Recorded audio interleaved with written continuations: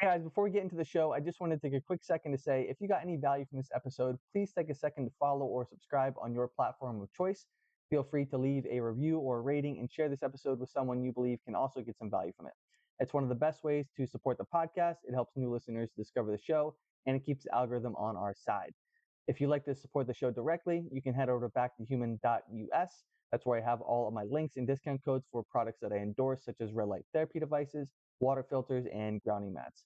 You can also leave a review or a question to be answered on a future episode, and this is where you will find my ketogenic and carnivore living course, along with an application for one-on-one coaching if you are ready to take ownership of your health and take your health to the next level. Thank you for listening. Let's get into it. Kill day. Hi, my name is James Andrella, and you're listening to the Back to Human podcast. Usually, I will write a brief description of my guest for the day, but with this one, I've been called to kind of just come off the dome or speak from the heart because I have a lot of good things to say about today's guest.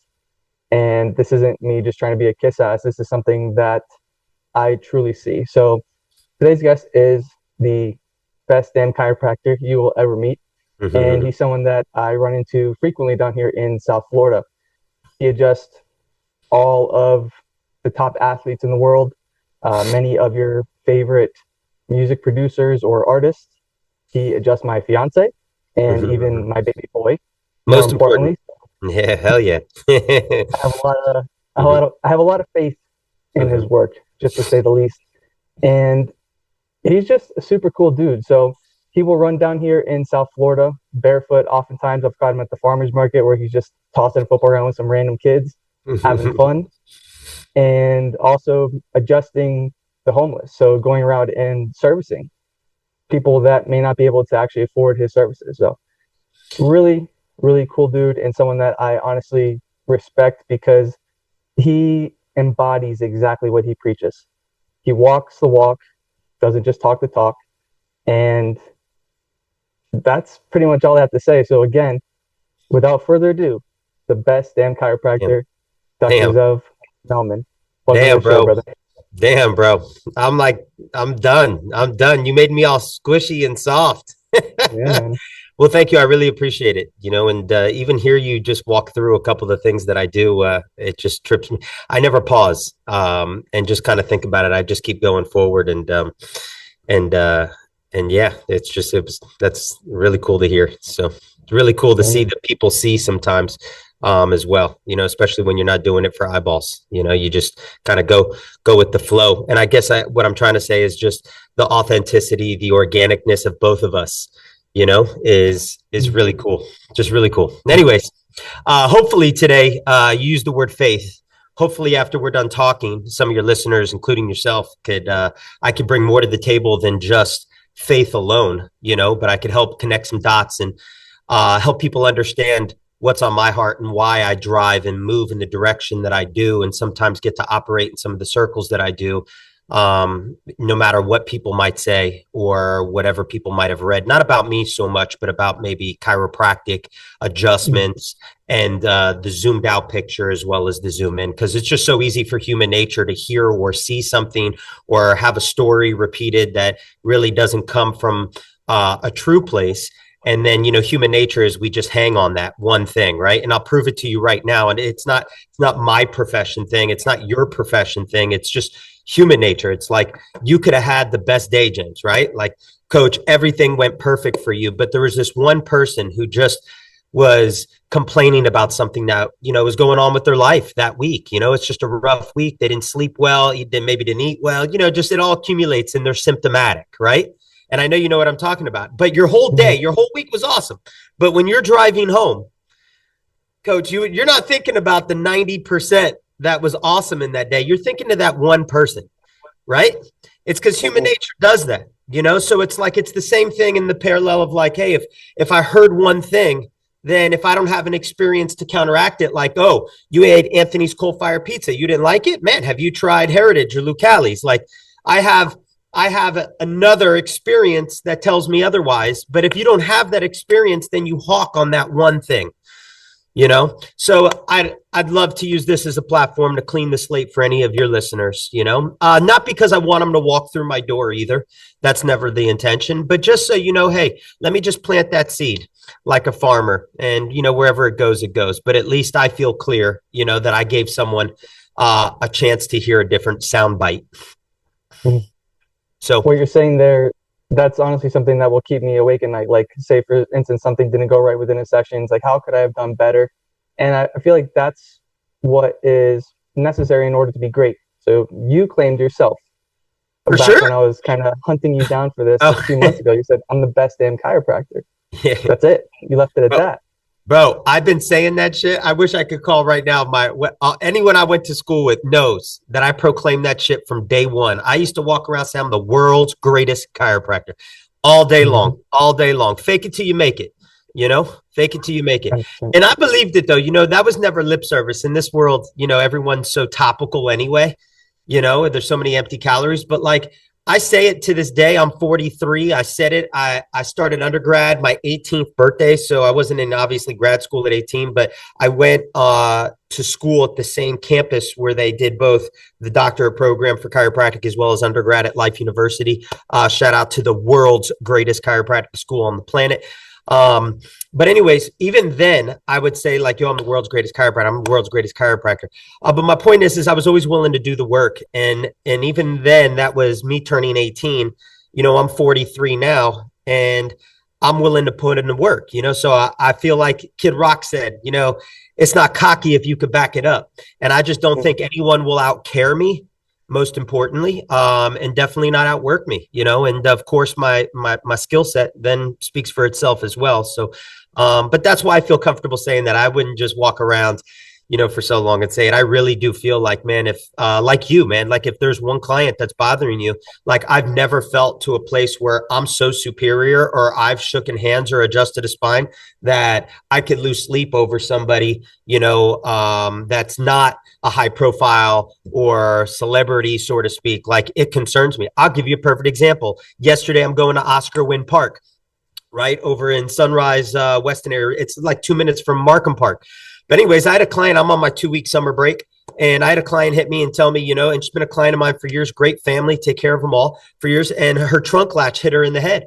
So she says, hey, I don't know. She's got a funny personality, but this will prove the point I'm trying to make with this is that, she was like, hey, if you're in the street adjusting homeless or what did she say? If you're in the street adjusting homeless or you're somewhere in one of these parks in the area, I'd love to get a drive-by adjustment. I don't know if I could wait the 2 weeks. My neck's all jammed up and compressed. I feel inflamed. I hit her yesterday. I was going to the park with a bunch of kids and I say, hey, you can meet me at the park if you want. That's why I feel clear in the core when I say something like that. It's like my heart is in the right place all the time. I love what I do and I love sharing it. So anyways, I won't spend any more time on that, but It ain't cocky if you could back it up, baby. I feel like that's what kind of gives you energy too, because after adjusting dozens of clients, I'll see you 8 o'clock at night busting out like a really, really strenuous, intense workout. And before we move on, you may have, I just wanted to show you this because this happened the other day. I don't know if anyone that's watching this will actually be able to see this, but just for you. Okay. You may have a future mentee here. Mm-hmm. Oh, I already know. I can't wait to see this. This is going to be awesome.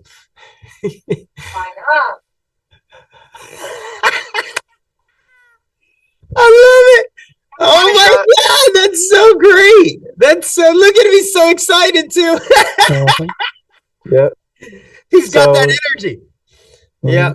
So honestly, your energy is infectious, brother. That's why I really had to kind of go over the top with that intro, or at least maybe I thought I did, but I think it's warranted. I really appreciate it. I just want you to know that. So cool.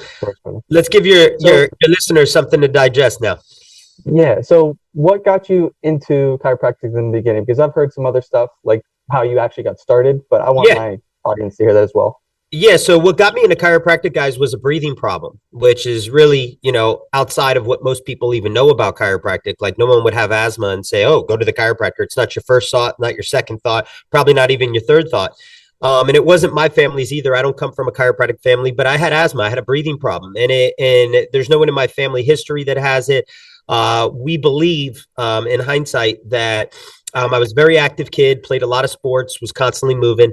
And I remember specifically, I was climbing a tree across the street from my house in a park, and we were really high up. I wasn't just at the trunk level. I was like tears up. And there was a snake all the way up at the top where I was about to put my next hand, and I freaked out. I'm not a reptile guy, and I let go, and I landed, straight on my back, and was frozen for about what felt like 10 minutes, was probably 3 to 5, but couldn't move, was having difficulty breathing, almost like, hey, call rescue type of stuff.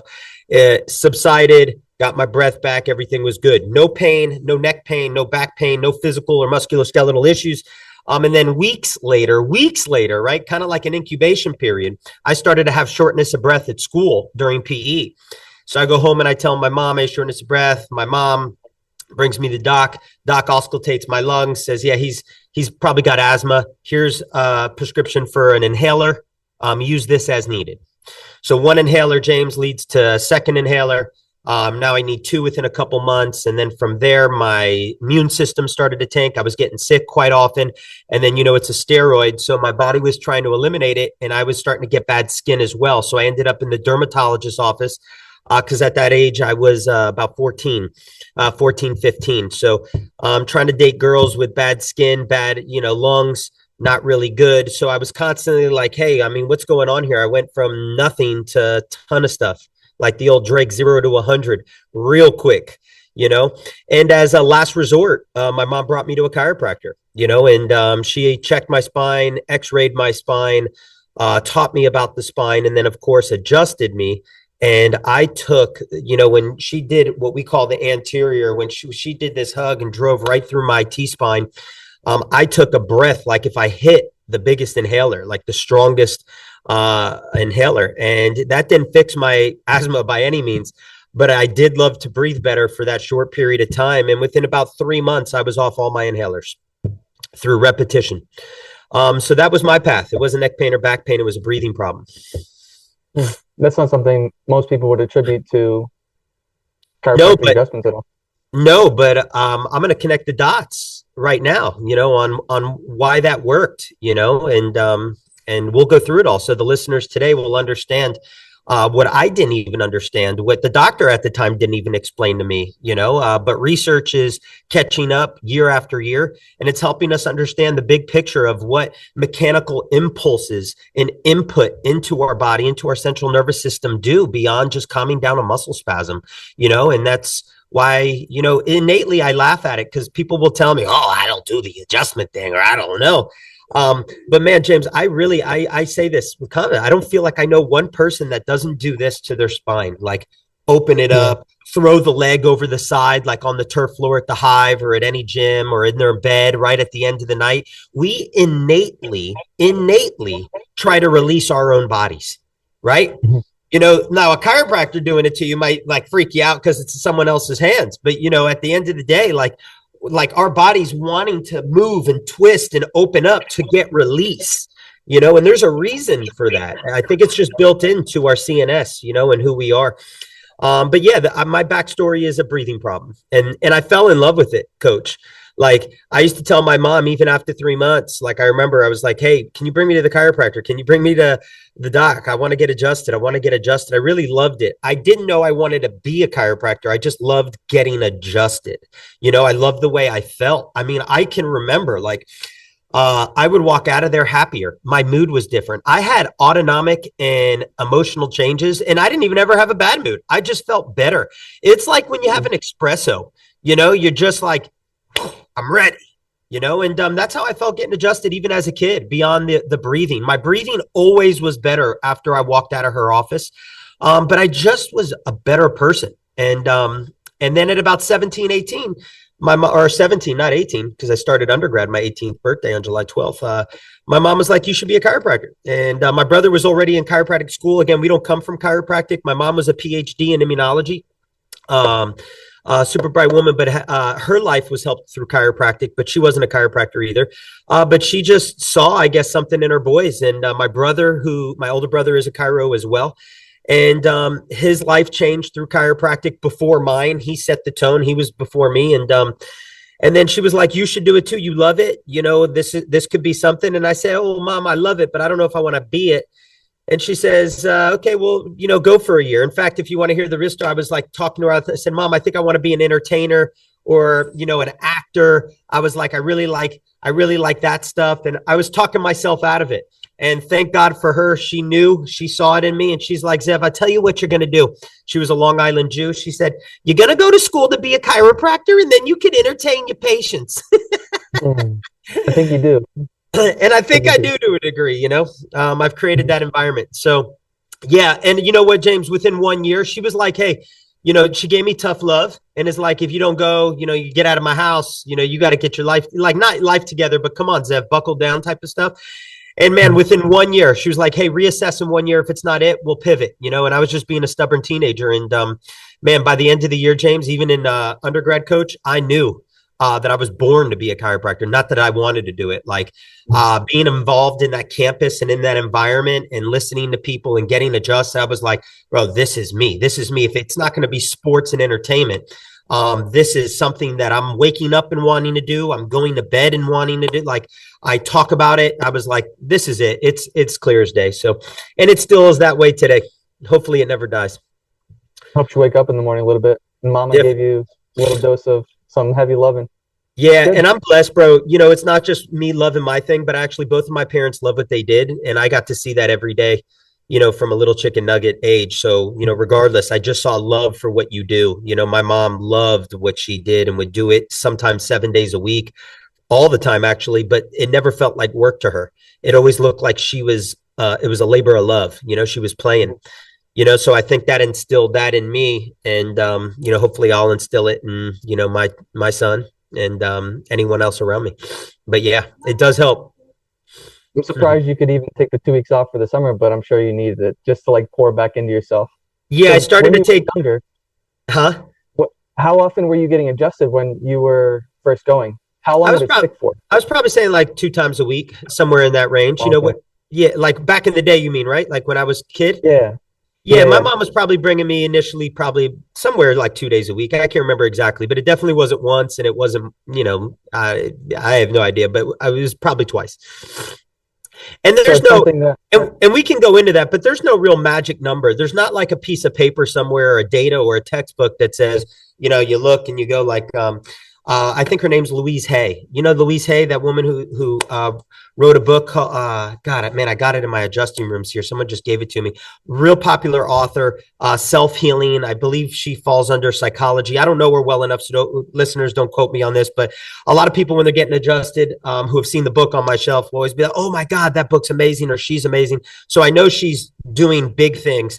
But anyway, I flipped through the book real quick and she has like a merit chart. Like if you've had this emotional stress, and then it shows like this is you're emotionally connected to your nervous system in this way. So you're going to have a skin issue or you're going to have, vitiligo or you're going to have IBS or something, and there seems to be some accuracy there. According to everybody who's reading her book and loves it, So my point is there's not like, hey, twice a week you can cover migraines, IBS, osteoarthritis, and asthma. There's nothing like that. But somewhere in that range. Hey, we know repetition's key. I'm glad you brought that up because I myself was having some type of skin issues before. You brought up how you had to go to a dermatologist. You were having skin issues when you were younger, and I don't think a lot of people understand that what you're experiencing may not just be that. So if you just put the topical solution on it, you're not getting to the root cause. It's not going to go away. So it may go away temporarily, but it's going to come back, or it can be even worse. Like you're suppressing what the body needs to do. So now you're going to see it in a whole nother way. Coach. Probably worse. Probably worse. Agreed. I mean, look at chemotherapy and cancer, look at all the stuff. I mean, we can go, I don't want to spend an hour on just that one thing, but you're 1,000% right.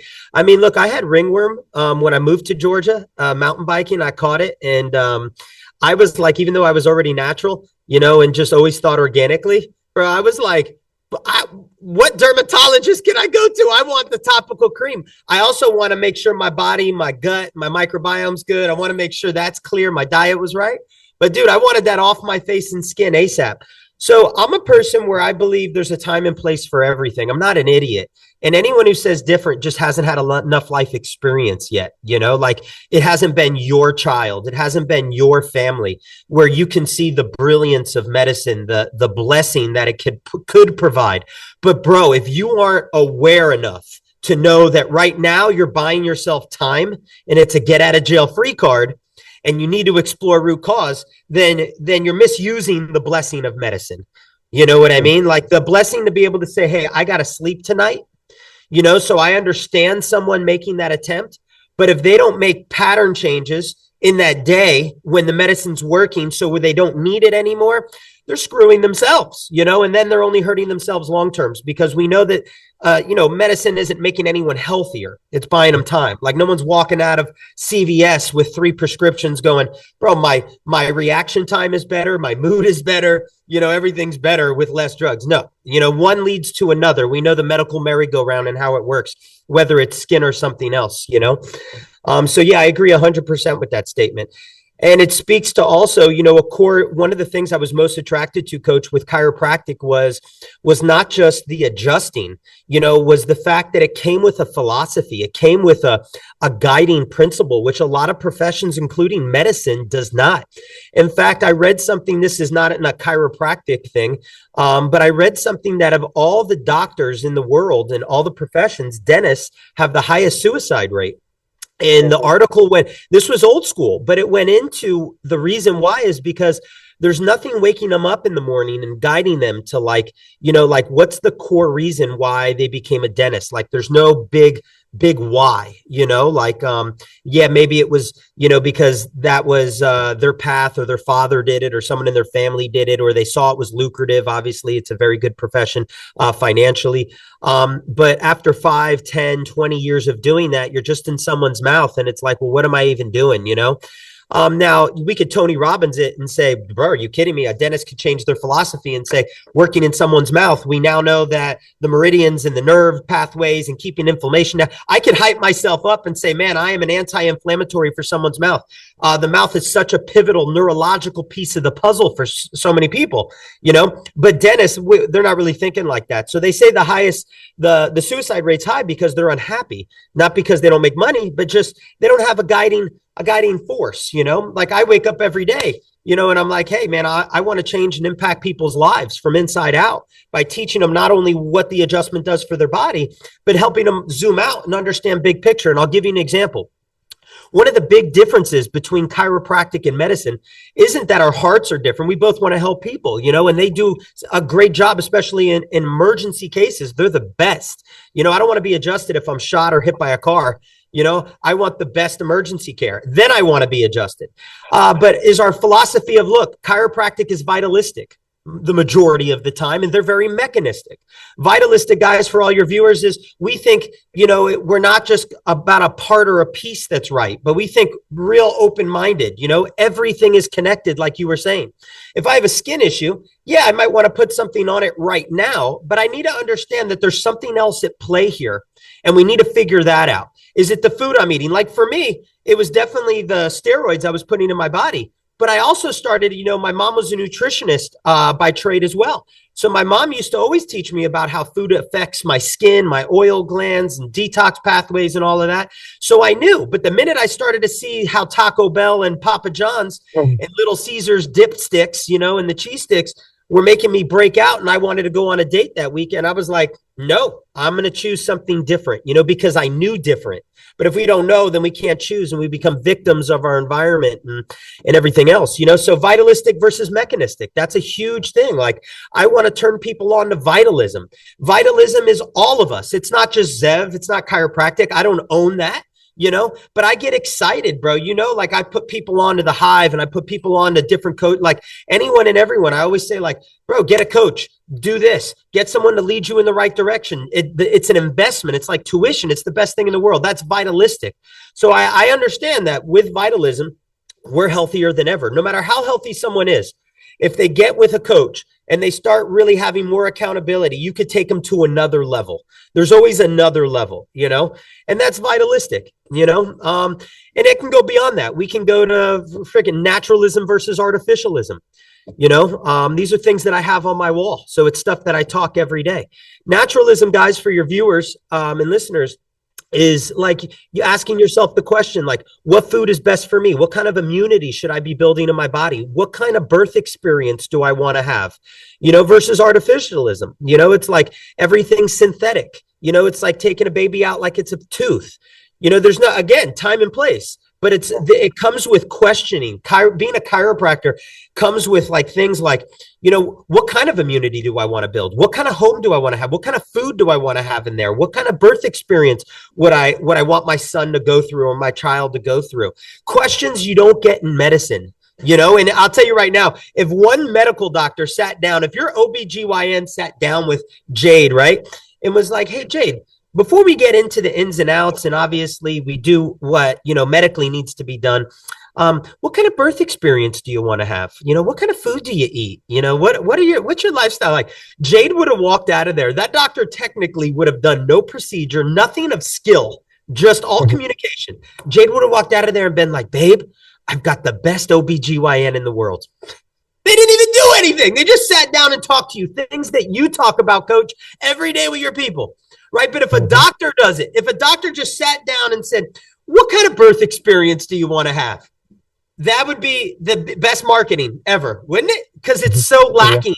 It's so lacking on their side. That's something so simple would make them be like, oh my God, I feel so comfortable with this person, right? And, coach, if you allow me, it goes beyond that. You got vitalistic versus mechanistic. That's a key distinction between a chiropractor most of the time, because obviously there's crap chiropractors too, and medicine. And under that umbrella, again, it's not, I'm saying chiropractor because I am one, but it's not just ours to own, and you have naturalism and artificialism. You have reductionism versus holism, which is what we're really talking about, is can we reduce a person down to a part or a piece, or are we bigger than that? Is one thing connected to another, like nature? And we know it is. We know when you take the wolves out of Yellowstone, what happens to the habitat and the environment. It breaks down completely at a biological level. The rivers change, the food, the landscape, everything changes. We are connected, and then that gets into other things like humanitarianism, or not humanitarianism, but like authoritarianism, excuse me. In things of, hey, should a doctor tell us what to do? Should the state and government be telling us what to do and how to do it? Or is it our choice to make?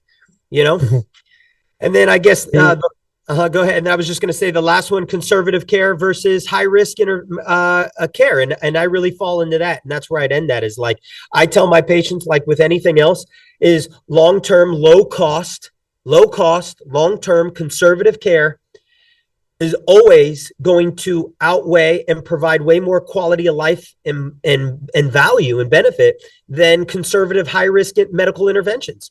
To sit back and just wait till shit hits the fan and need drug shots, surgery, chemotherapy, and anything else, you might walk out of there saved, but you never walk out of there healthier.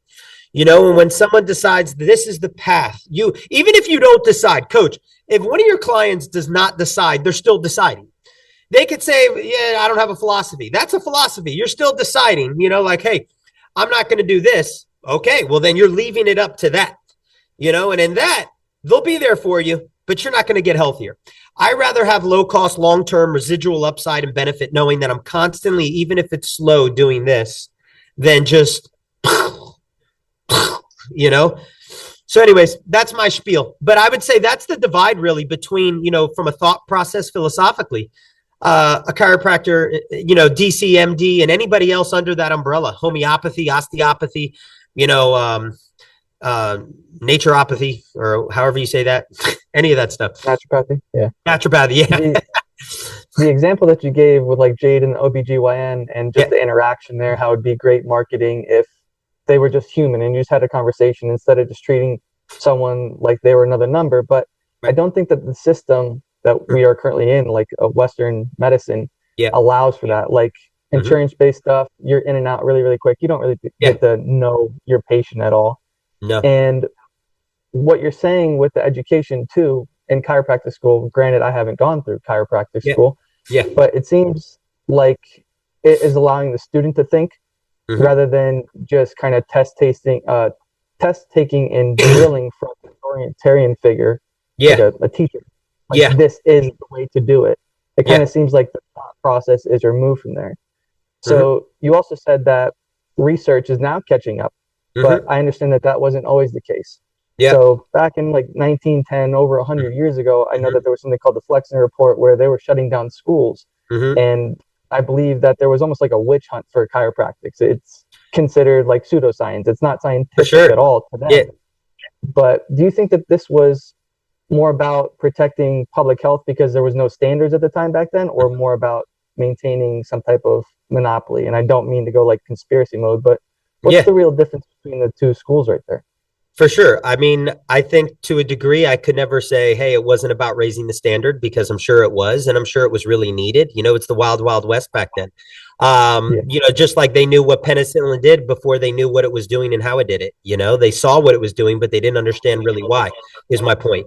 There's all types of things. I mean, even medicine back then, look what they were doing. I mean, well, not back then in 1910 during the Flexner Report, but they were leeching people. They were doing all types of shit, like what I'm trying to say is they're not guilty. They're as guilty as anyone else. They were doing extreme things, so I'm sure to a degree, obviously chiropractic was in that, but we're outliers, man, and we always have been from the onset, and that includes AT still and osteopathy, and that whole branch is their stuff. I don't know how familiar you are with osteopathy and the father of that, which is AT still, but a lot of that with D.D. Palmer and the developer, first of all, let me back up a little bit. I don't want to go too much into that history because that'll just be more time. And I'm sure your listener doesn't want to go down history lane, but I need to make the point of Didi Palmer. I remember seeing this snippet. I don't watch Rogan. I'm not negative on him. I just don't watch really many podcasts. But people send me stuff all the time, and I remember him as well as a lot of others. Their critique is always on like how like funny our history is. But a lot of stuff in our history is still coming true to this day. It's crazy. So I look at it and I'm like, yeah, I could laugh the way they're laughing because you could take a soundbite and a snippet. But even D.D. Palmer, who's the founder of chiropractic, used to say, hey, we're not the first to adjust the spine. Civilizations and cultures have been doing that forever. They called them bone setters. He just and it's in our books. It's in his writings, not our books, but it's in his writings of like we're just the first to be more specific about it, which is true, which is very true. But they were bone setters, Bohemian bone setters, Asian cultures, Greek cultures, all cultures had bone setters. Man, they had people that did it. It's like I said, it's like human nature to do this. So there was always someone within the tribe, who knew how to move and twist and bend and release people. Even the father of medicine, Hippocrates, right? The causal is just in the spine. Like again, it's not chiropractic. I mean, yes, we will use those sound bites, but it's like remove chiropractic from anatomy and physiology, and it's still the same stuff. We're just the ones preaching it. A lot of us are preaching it more now than ever, but it doesn't change anything. It's not like we're bringing something to the table that's voodoo. I just think at the time it was seen as fringe. It was like witchcraft, voodoo. And by the way, my school has a bell tower in it, and in that bell tower, this speaks to the Flexner Report, is hundreds of names, I think almost 1,000 names of chiropractors who went to jail for practicing medicine without a license because all they did was adjust people, coach. Like I sat down when I graduated with the wife of the most jailed chiropractor in the history of our profession. And she used to tell me stories about how they would, for their children, who were my son's age, like 10, they would sew little like sections in their jackets and in their backpacks for money to be put in. And she would tell me like they would have to let the kids know if they came home and mom and daddy weren't home, they were in jail, and to go bail them out. And I mean, I heard that. That's not a story I read. I sat with her, and I used to meet with people like that regularly, which probably deepened my commitment to just holding strong in my profession and not watering it down or diluting it, knowing that what it took for me, coach, to practice the way I practiced today, current day, is because of all the people that stood behind me and sacrificed so much, bro. I have it so freaking easy. No matter what, I have it so easy. My son's never going to have to worry about stuff like that. That's stressful. And think about this, bro. And I'm gonna make a point to close out the Flexner Report. But think about this for a second. How committed the chiropractors were getting paid crap. We still do. But I mean, like they were getting paid pennies, bro. How committed to a cause do you have to be that you get thrown in jail over and over again, and you come out and do it all over again. And that's actually what was building it, is the momentum of that chip on their shoulder. Like, no, fuck this, man. I've got, we're on to something. I see changes in my patients' lives. Like, they weren't idiots. Come on, they might have believed in something that was outside the box, especially during the time, and they might have used the wrong words. Like, back in the day, it was a bone on nerve, creating nerve interference. AT Stills, Dee Palmer, I don't know if it was BJ or Dee. I think it was BJ actually at the time, his son, who's credited as being the developer. But either way, they crossed paths. And where they collided was AT Stills would say, no, the manipulation is improving blood flow, not nerve flow. Dee and the developer would talk about in a philosophical way, it's nerve interference that we're improving. They were both right. Hilton's law says they're both right. A motor unit, a spinal motor unit, when it is moved, increases neurological reception and circulatory effect. It has a vasodilation effect. They were both right. And that's why I say research is catching up now. They were both right, but AT still said, no, it's blood flow. We're improving blood flow, which is improving symptomatology or human health. And Dee said it was nerve flow. They had their arguments like anything else. It's the genesis. It's so easy to go back to old school and make fun of it. Like Dee was not an MRI guy. He was a magnet guy, a magnetic healer. But now look what magnets do, bro. There's $1 million magnet called an MRI, Like, I'm not saying put magnets on your head. I'm just saying, like, everything has a start. And if we want to be retarded about it, we could be mean and cruel and be like, oh, well, this guy was blah, blah, blah, blah, blah, But in reality, like, they're just trying to do their best. And they were working with what they had at the time. And I go back and I see how people look at it and go, man, that sounds idiotic. And I look at it and I go, wow, how brilliant, man. Really, how brilliant. I wish I had that forward thinking, like I don't have that vision that they had. And I don't know I hope I would, but the backbone, bro, to be hunted, to be thrown in jail, to be shut down and open up somewhere else. It was just so crazy. And now look, medicine tries to own chiropractic. They've tried to own chiropractic, even though they don't adopt it, well, first of all, it's in VAs. So yes, to a degree, it still is, but we'll go down that path. But anyway, so it's funny how history has come full circle, where it was like, we're unscientific, we're religious, we follow like a cult, and we're hurting people, to now present day where it's taught in PT schools when it wasn't before. And it's like osteopathy is now, more trusted. Like if I'm going to go to a doc, I'd probably go to a DO, who's got maybe the best of both worlds, but they're a little more open-minded, right? Than someone who's just going to write the script, so it's so funny. But yeah, our history is laced in that, man. And I don't know if you know this. So you're talking about the Flexner report. And to answer that question direct, yes, I think one part was definitely to raise standard. I can't sit here and deny that, but to the same part, 100%, I do believe, not to go down the path of conspiracy, but it was monopoly. We know the Carnegies and the Rockefeller funded the whole damn thing, and we know where their money and dollars were, and it speaks to itself. And I think it set the foundation down for medical monopolies and controlling territory and what information, flows through where and how a thing should be done. And medicine to this day can't patent the adjustment, which means they can't profit, which is why they don't prescribe. If they could write a prescription for chiropractic and it was patentable, we'd be the #1 prescription written. I have no doubt about it. And I can go, bro, you want me to keep going? Well, I would imagine, and then, because it was going to be a question in the future, why it hasn't been adopted by the Western medical system if it works. Yeah. But just answer my question right there. Well, it does. I don't want to spend an hour talking about why it does work, but it works brilliantly. Every study ever done, when removed bias from it, has shown that it's superior. It is for non-cancerous, non-traumatic, non-infection, neuromusculoskeletal issues. There's been nothing consistently more superior or more cost-effective than the chiropractic adjustment, proven in every research. Cifuentes in 2011, Bishop study in 2010. I can go back to the Mango report in 1993, government-funded study. You probably don't know this one.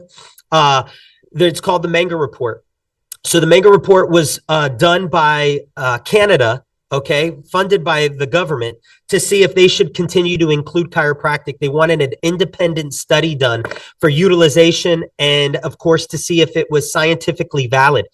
And what they thought they were going to get in the Mango report was a report saying it's overutilized but unscientific, voodoo witchcraft, and we should pull it.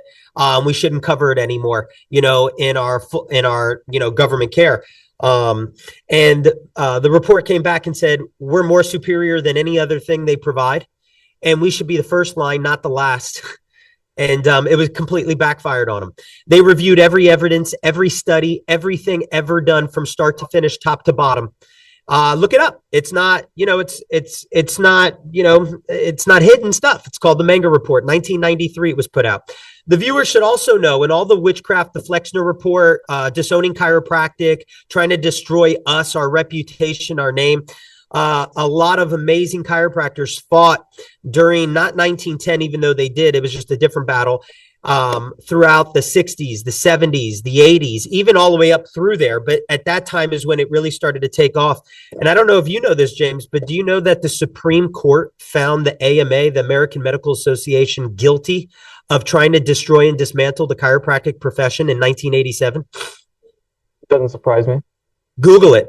And I think the viewers should know that, because that, at the end of the day, speaks to the Flexner Report. It speaks to everything, that there is enough evidence that it went all the way to the Supreme Court. A group of chiropractors who thankfully were brave enough to do this and stood their ground, took the AMA to court. They lost, and then they went to the Supreme Court and they won. And they had to issue that statement. It's very Googleable. Just do AMA versus chiropractic, 1987 Supreme Court ruling, and you'll see they found him guilty. So there was enough out there. So they've been trying to attack us forever. So that's 1987. You got the Manga Report in 1993, from a historical timeline. And bro, you even have research, as early as last year showing chiropractic is nowhere near placebo. We're beyond that. This whole self-resolving thing, what we were talking about earlier, like with skin and other things, like this will just go away, but no, it gets worse. We know that to be true. Back pain is not self-resolving. Spinal problems are not self-resolving. The answer is called habituation. The body adapts. It does what it's always done. It's brilliant at it. Except when it adapts, you're still mechanically compromised. You just don't feel it until you go to do the deadlift, or your coach puts you in a position, or you pick your child up out of the car and you go, oh my God, I don't know what I did this time. No, it wasn't that time. That was just that was the tipping point. People forget, man. Threshold. And there's a threshold, and that's why it's so brilliant to have people that are more open-minded in your life. It might not be convenient in what you want to hear, but someone needs to be in your ear saying, like, no, that's not right. Just because symptoms are gone doesn't mean you're healthy. We know that it's more than that, but society and culture teaches us that if we have too much energy, to take something to turn it down. And if my daughter feels this, then take this to turn it off. And if I'm too happy, turn it down. And if you're too sad, turn it up. That's just how we are. It's so baked into our stuff, and to this day, chiropractic says different. And James, that's why we're an outlier. How could we fit into a model? That's why I laid down the found work of things like vitalism and mechanism. We think differently. It doesn't mean we can't sit at a table and get along and we don't both have the best interest, but it's like, we can't coexist in an environment where they're saying one thing and I'm another. I would feel so conflicted if I brought a medical doctor into my office and he was telling my patients like, oh, well, you should do this, that, and the other thing. No, do you know, like, there's so much to go in. There's so many layers to this. I wouldn't want to bore your listeners, but like, they have petitioned to give chiropractors prescription rights at a very low level, and half the profession has been about it, because half the profession is weak and crappy and can't adjust and has no backbone themselves. So they just want to play the pain game because they'll get paid. They want to wear the white coat and act like a PT or a medical doctor, and I'm like, man, be proud to be a chiropractor. But the thing is, bro, it's like, if you have prescription rights as a chiropractor, the minute someone comes into you with sciatica, you're not going to help them understand that you have degeneration in your spine. Your segments haven't moved in a while. They're glued up and scarred. And if you don't take accountability, you're just going to be worse. We could desensitize it. You can numb and dumb it, but at the end of the day, you're just going to be number and dumber, so don't do that, But that's what some of the profession wants, that, man. So my point with saying that is just like, it's still to this day, it's never going to change. It's like the model, it is what it is. So to answer the question of would we ever be accepted, I hope not. I hope not, because I see that level of medicine as a shit show, and I just want to walk right past it, you know? And even when I was on campus, bro, do you know that the medical lobbying bodies, even as like I was telling you about the history, right? How, voodoo, witchcraft, they threw us in jail. They said we were unscientific, which we know we didn't have the science then. We didn't have the money. We didn't have anything. It was like a startup. But we now know we're on every professional team. We're in VA hospitals. We know we reduce the opioid crisis. We know we help with that. We know we help with disability. We know we help get people off of drugs. We know we help in the sports and performance world. And of course, again, there's crappy chiros. So, it's not standardized like ibuprofen. So for anyone listening who had a bad experience, I get it. Like, unfortunately, it's not everywhere you go, you're going to get what maybe is coming out of my mouth. I do understand that, but it doesn't mean pizza's bad. You just had the wrong pizza, and there's a reason we've come as far as we've had. There's a reason we are the number one alternative to medicine and have been forever. It doesn't mean it's just us. It's just nothing's been studied and ridiculed more than the chiropractic adjustment. Nothing. They have taken the adjustment and compared it to Vioxx and Celebrex and acupuncture and traditional medical care over and over again, bro. By the way, that's the Bishop study of 2010, is measuring chiropractic and a usual standard of care over a longer period of time against traditional medical care. And they found that the chiropractic adjustment outperformed them in every area by 2,700%. That's 2010, the Bishop study. They allowed the people to have as much drug as they wanted, any PT that they wanted, anything that they wanted, traditional medical care, which falls under that. It could be anything that they recommend as long as there was medicine involved. And we still were more effective. And that's one of many studies. I can go on all day long. But if you really take a hard look at the data, where chiropractic fell short in any research, if some hater, if some PT was going to come on here and say, bro, it's such low evidence, the only low and moderate evidence that's ever been done on chiropractic or been shown is through systematic reviews. That's the game they play. There's an agenda out there like the Flexner report. And the problem with systematic reviews, bro, is the inclusion and the exclusion criteria. The person running the systematic review can cherry pick what they want out of the systematic review, then dropping our level of evidence. That's one problem. The second problem, which has made chiropractic look weak in the science, even though it looks strong, it just depends on where you're looking, is what's made it look weak is they don't run usual care, coach. So what happens is they'll run 1 to 2, 3 adjustments over a 16-week period of time and compare it to something else that the study group could have unlimited access to, like unlimited ibuprofen for 6 weeks versus 3 adjustments. No, but if you read closely, that's what it was. That's not a usual standard or a course of care. So when they do the outcome, they go, oh, the adjustment was very ineffective compared to usual medical care. I don't see the reason to even pay for it. Well, the freaking course. First of all, what's 3 adjustments? Second, check this out. The person doing the adjustments, if you go one step deeper, wasn't even a chiropractor. A lot of time it was either the medical doctor, the PT, or someone else. And PT just recently in the last decade started adjusting, but they were shitting on chiropractors forever in that profession, forever, always crapping on us, man.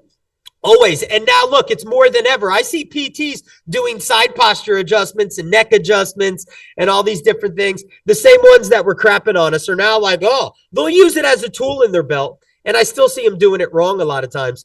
But, and their paradigm isn't focused centered around the adjustment the way ours is. And look, that's not taking it away. Zev personally loves PT, sees major value in it. I refer to it. I love it. And I love the ones especially that do what you do, because look, I mean, you could sit here and say, look how closely they merge together, right? A phenomenal PT will end up being a personal trainer, so to speak, and a coach, for functional movements, for fascial integration, for soft tissue mobility and all that stuff versus the traditional PT of electric stem, hot and cold, and ultrasound, which used to be, but listen to this, coach, watch this. It used to be the gold standard. Ibuprofen and Tylenol was a gold standard forever, and it had a shred of evidence. So they're going to ridicule chiropractic. It doesn't have the evidence. It doesn't have the evidence. But never once did any of their gold standard shit meet the standard that they hold chiropractic to. And our profession's not perfect. Like we're still a young profession. We don't have all the science. We don't have enough of a lot of things. But bro, we sure do have a shit ton, and enough to go, if you use the word evidence-based, we are loaded with enough evidence to say, based on all the data, I can tell you neurologically, orthopedically, and systematically what possibly or potentially should happen biologically when I apply a mechanical impulse, based off history and ruling everything out to this area or this region, what should happen over time reproducibly, to human health. Based on what we know in the data that's out there, on functional MRI scans, on PET scans, we know that the brain lights up when you adjust it. They've seen it over and over again. Physiologists, all types of researchers have shown this. It's crazy, man. It's unbelievable. Like, for example, there was a study recently put out by a mentor of mine. His name's Dr. Deed Harrison, the most published spinal researcher in our profession. The guy's a powerhouse. And him and his team, they publish stuff in like all types of things outside of chiropractic. But one they recently did was neck alignment. And they showed that, forward head posture, they'll call it that, right? Forward head posture, but a loss of lordosis in the neck, because you can't have a neck like this and still have a perfect curve, so there's a normal range in our neural anatomy that we should have. Chiropractic didn't make that up. We just emphasize it, and as you lose that range, they're showing sensory motor deficits. Well, how does that show up in Coach James's world now? Big time, because you have to work on those. But if we're working on those, but we're not restoring structure, he showed there was reaction time changes, mood changes, increases in disability, increase in pain, increase in stress hormones. So all through forward head posture. So I'm saying, like, chiropractors have been teaching posture and this stuff because we understood it. Now, we might have used the wrong word, or like what I was saying earlier, I don't know if I finished the sentence, like chiropractors used to say it was a bone on the nerve that was impeding the nerve flow. And we know that that can happen, but it doesn't happen often. It would take a lot of degeneration and pathology in the spine for a hard bone to be hitting a soft nerve. But what we do know is that a lack of movement within the section of the spine creates a reflex and an inflammatory pattern, which creates an irritation to the CNS and the localized neurology, which affects the localized soft tissue, muscle, tendon, discs, ligaments, soft tissue, as well as fascia. And that affects nerve flow and blood flow. You see what I mean? So in the old school, they didn't have it because it wasn't there. And now that's why I always say research is catching up. People are catching on. And that's why it continues to grow the way it is. Even when medical doctors say, oh, you go to a chiropractor, or a PT shits on us and is like, you don't need to be going to a chiropractor. But you know what? If chiropractic has shown value in that client's life, then they go to bat for it. They go like, I don't know what you're talking about. Or nowadays, they just don't even say nothing. They walk out the office and go like, oh, he's a hater, Yeah. But I know what it does for me. You could have told me chiropractic didn't work, but I felt it. I was breathing better consistently and happier when I was adjusted. I don't care what the doctor said. The medical doctor that auscultated my lungs, they never told me about structure and function. He never helped me understand how localized mechanical compromise, structure in my spine. If something wasn't moving correctly from a vitalistic perspective, that it could be influenced my autonomic system, my breathing, my digestion, all these different things, my blood flow, my autonomics. He knew that. James, medicine forever. It's not our textbooks. Like, chiropractic curriculum isn't chiropractic textbooks. It's medical textbooks. The only difference is we get to a point in our curriculum where we go hands-on and have to understand more of the anatomy, and less pharmacology, because that's not our profession. But other than that, I'm studying out of the medical textbooks. So this isn't like I'm studying out of D.D. Palmer's, book of magnetism and philosophy. And then they just, we crack some necks and backs and call it a day. Like, I had to study Guyton. We had to study James Syriac's in the soft tissue pathology book. You know what all this stuff says for your listeners? Guys, medicine's textbooks say the spine needs to be adjusted. They just don't say it. But everything about the body shows us biologically that, like, for example, here's a perfect example, scar tissue. Orthopedically, what the adjustment does is it breaks up scar tissue and greases the grooves within the joints of the spine. Neurologically, it's going to do something else, but orthopedically, it's restoring motion and movement, right? But when a spine and joint lose movement, okay, the body's response is first inflammation. It comes in low-grade inflammation in these areas. And the orthopedic, in their textbooks, in Syriac's textbooks, the resolution of inflammation is fibrosis, scar tissue, bridging old and new to make it better. It's repairing. Whether it's back pain or a bacterial infection, our primitive response to anything is inflammation and then scar tissue adhesion, right? Tries to immobilize them more. Correct. You said immobilize, right? Not mobilize? Yes.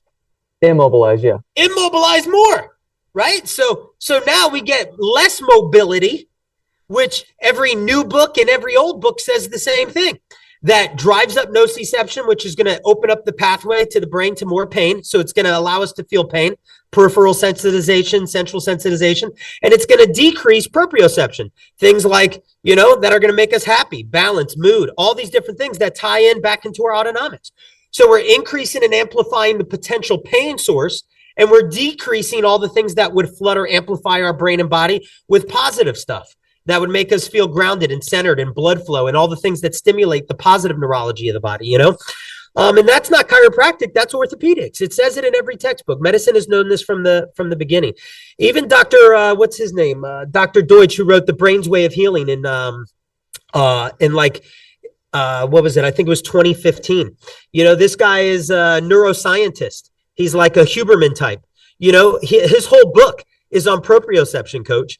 He says as people move less, they see less, they feel less, they hear less. Why? Because they call it the sixth sense, right? The sixth sense is proprioception. It's our body's ability to know where things are, not only in time and space, but our nervous system is built in with sensors that are constantly measuring alignment, tone, pressure, position.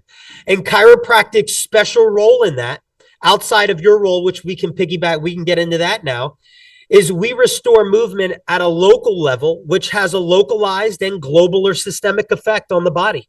And we know that, and it's been proven. And it's, at this point, in my opinion, it's irrefutable, but that would be a difference, by the way, if you want to talk about it, on fascia, soft tissue work, and things of that nature. Like, why not get my clients into that, right? And only do that. Yes. I want to get into that. Yeah, next. let's do it. I do want to touch on a few things really quick, just because I made note of them as you were kind of mentioning them, which shots fired when you said that if medicine did adopt chiropractic, that there's a lot of weak chiropractors that aren't good. That's just how it is. There's good, bad apples in every single group. In every group. And what it made me think of, because you mentioned earlier, is like nervous interference, is the pharmaceuticals in this instance would be even more interference, or how Jade, when she's with a doula client, or she's a birth keeper. I like to call her that instead. Yeah, I love that. That's such a cool name. I've never heard that before.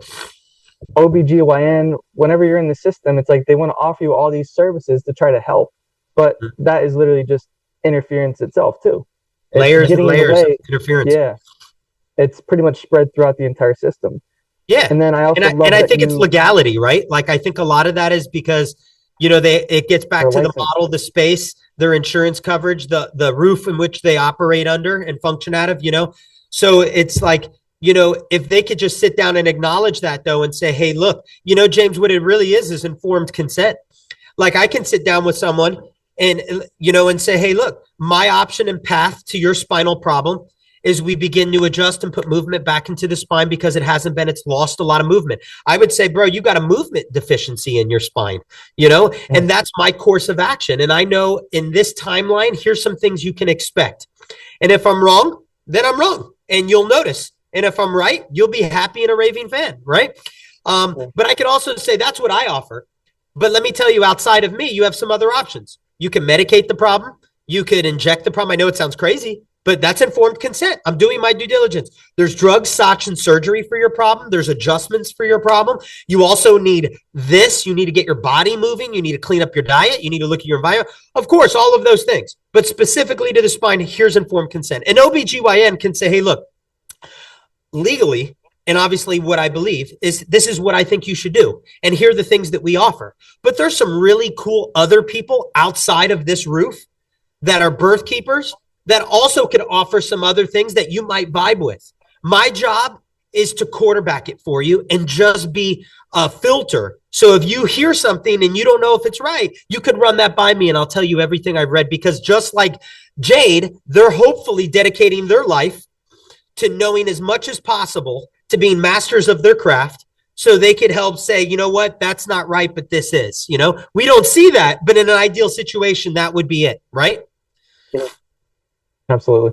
But yeah, I agree. I do think it's interference. So with habituation, you're saying that the chiropractic adjustment, it allows local mobilization, because what's happening is the body is essentially kind of casting itself. Mm-hmm. And with habituation, I'm really glad that you keep touching on that, is the body is not, it's going to fight for efficiency. So if you're telling the body that it doesn't need to move anymore, you're just sitting all day, you're not exercising, not rotating, whatever it may be, it's like the body's going to program for that. It's not going to keep something that it no longer needs. Correct. So problems don't just arise. Like this pain didn't just come out of nowhere. It's been a progressive thing. You haven't been moving the body. You haven't been showing love to the body. Yeah. So since you brought up fascia, with adjustment, since that's kind of like,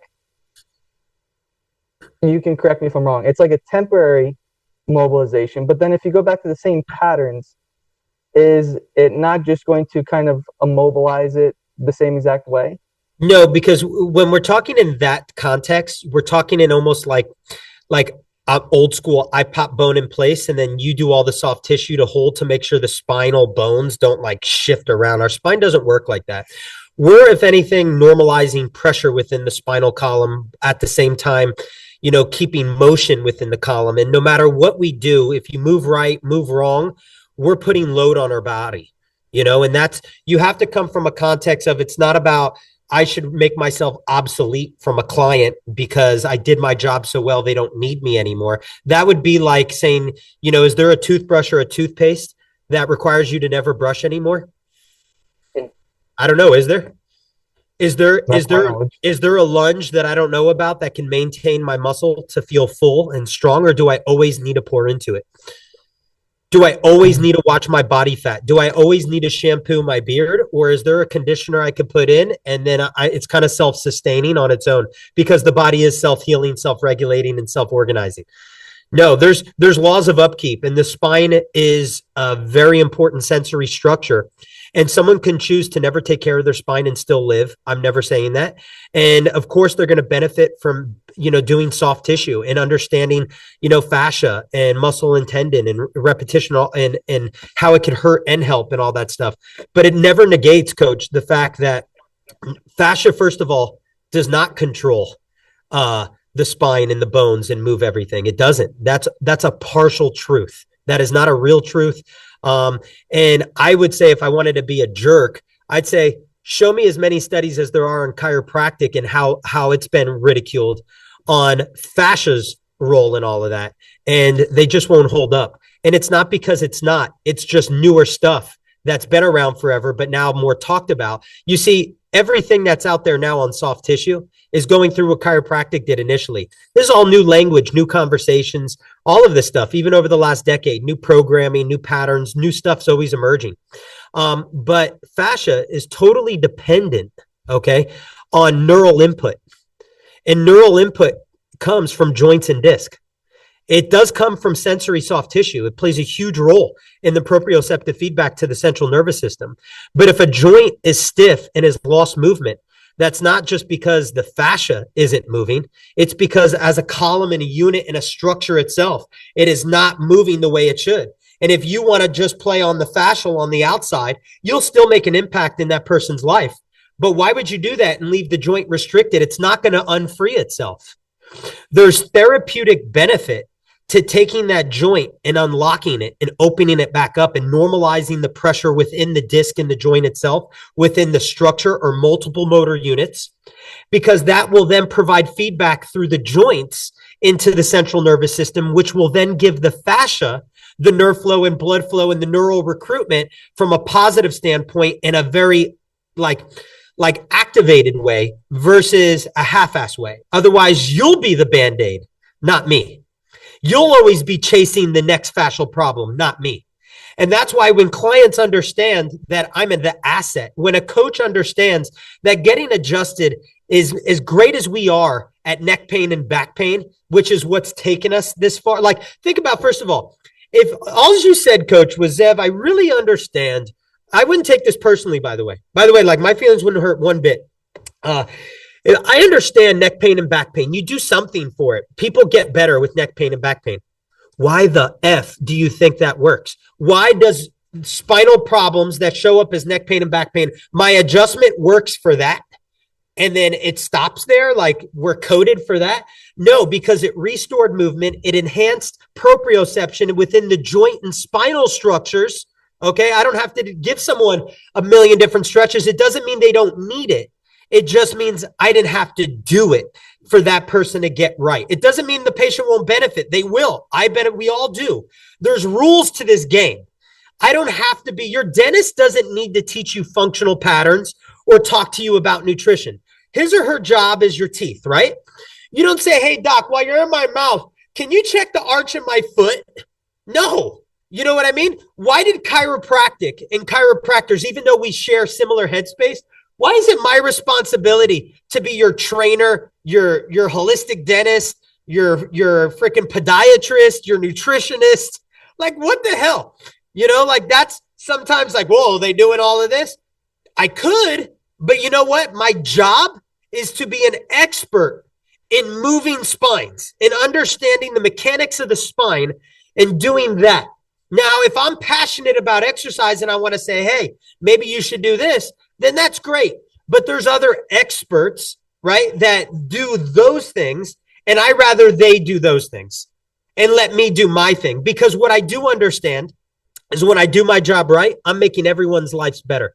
James, I do believe that human health benefits, the best bio and the biggest biohack, step one is the adjustment. Neurologically, I can't think of anything more powerful. Now, of course, you need me for it, but I can't think of anything more powerful from a provider stance or like I need a partner or something involved as an asset, not just a liability.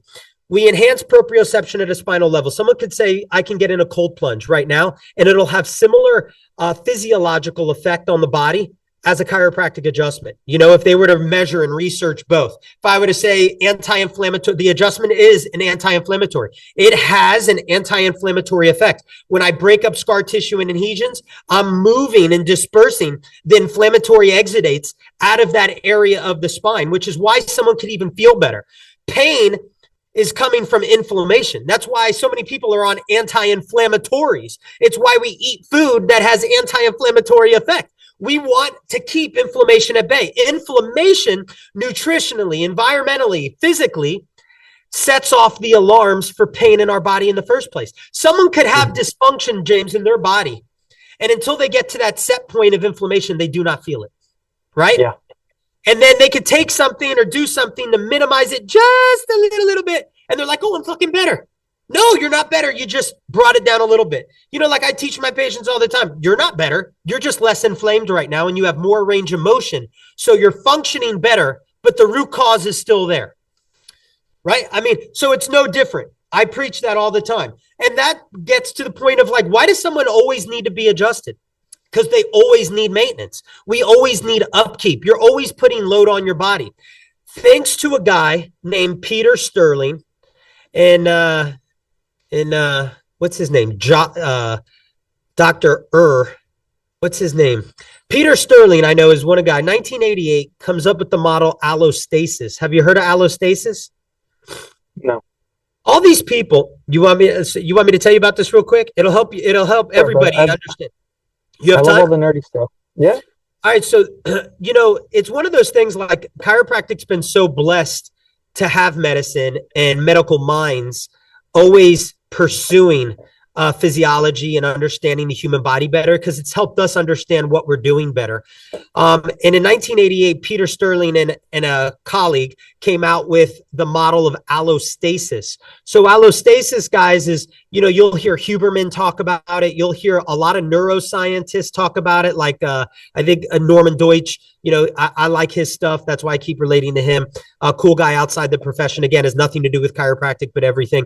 And all these guys who talk about allostasis, it's because it's the newer form of homeostasis, which was the body's always maintaining balance. Allostasis became adaptive balance. Like the body isn't stationary. Like you're always going to be, something's always going on. Climates are changing, food is changing, sleep cycles are changing. So allostasis became, how does the body maintain balance while locomoting, while moving, while constantly being in motion? Because we're not static, right?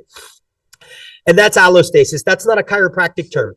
But what we understand, bro, and this is how I'll relate it to you, and this is how I like to teach it in terms to my clients. I don't always use the word allostasis, but this is how I would go about it with you, especially being a colleague and a professional, is that chiropractic didn't make up the idea that we need maintenance and someone always needs to get adjusted. Allostasis and laws of nature do, is that whether you have the right posture or the wrong, whether your sleep's the best or it's not, we are all putting miles in life on our body. And we have to understand that we have allostatic load. And allostatic load is going to be based on how many rocks, let's say, you have in your backpack. Like, did you move? How many hours were you on your feet? What kind of food did you eat? And all of these are adding to the allostatic load that our body is under in order to maintain homeostasis. So one perspective that would contribute, so just, excuse me, let me, instead of adding the allostatic load, stressors, we'll call them stressors. Not sleeping enough, stressor. Not moving enough, you have movement deficiency in your body, a stressor. Not eating properly, a stressor. And those add to a person's allostatic load. And allostasis will really determine the fight and flight physiology of the body. It's homeostasis. It's your thermometer, except it's not set. It's like functional. It's flexible. It's fluid. So my role as a chiropractor, and I'd love for you to understand that too, so you understand, why does Jade get adjusted every week? Does she always have neck pain? Is she in a car accident every week? That's what people say. Why do I always need to go to the chiropractor? Because from a spine and joint and disc perspective, our bread and butter is that right there. Okay. From that perspective, those spinal structures, we reduce and minimize the allostatic stressor from a spine standpoint. And if I maintain movement and motion within a spine, not only when someone has neck pain, but when they're subclinical, because pain is subcortical, like you said, like you were saying it earlier. So someone could have all types of damage, disease, and dysfunction in their body, and they don't know until they feel it or they go for a sophisticated test, right? How many people go for an MRI, find out, holy shit, I have a torn disc in my neck. I didn't even know that. I didn't feel that bad. The body's amazing. Habituation, right? Mm-hmm. So look, I teach and you should know this. There's only two ways to know. It's not like teeth that someone has spinal dysfunction. They either feel it or I check them. And check them could be, I can use tech. I could use x-ray to see deterioration or positioning, getting back to like, a technique I practice, CBP, and like understanding that structure of the body really does influence function. It's not just how I move and locomote in your world. Literally, like I would tell Andy this, it's not, he would say, you guys don't get this stuff in chiropractic school. I said, no, bro, we don't learn strength and conditioning principles, in chiropractic. Like chiropractic isn't about gym life and how to get an athlete to program for an athlete in the gym. We're about neutral spine, like what's the spine neutrally? Like, is it healthy or not before it starts to move? That's our thing. It's not how do I program to get it to move better? We understand mechanics, but that's not our bread and butter. Our bread and butter is a neutral spine. Like, just give me the spine. Is it healthy or not? Right? That's it. Like teeth. A dentist knows teeth. They don't know nutrition, but they know teeth. Now, some dentists now know nutrition. They understand vitalistic versus mechanistic. Look at that. A vitalistic dentist knows that, what? I could do more than just understand how to take care of teeth. I can understand and put pieces of the puzzle together. Vitalistic chiropractor, vitalistic health coach, vitalistic birth keeper. You know what I mean? So it's all the same shit. But my point is, getting back to the allostatic load and all of that stuff, to just wrap that one concept up, is whether they have pain or not, when I check someone's spine, there are indicators that let me know something's right or wrong in that spine. There's all types. There's tissue types. There's inflammation I could feel. There's tissue changes within the spine. And coach, you know, the same thing's true for teeth. You know, someone doesn't know they have a cavity until they wake up on Wednesday morning and go, oh my God, my tooth is so sensitive. Right. The cavity person came and you're not in the sleep, right? Yeah. Like the tooth fairy, right? No, they had inflammation in their gums, right? They had stuff going on in the area. The gums are the tissue, right? And then inside the tooth is the nerve. It's just like the spine, man. Dental hygiene, spinal hygiene, bro.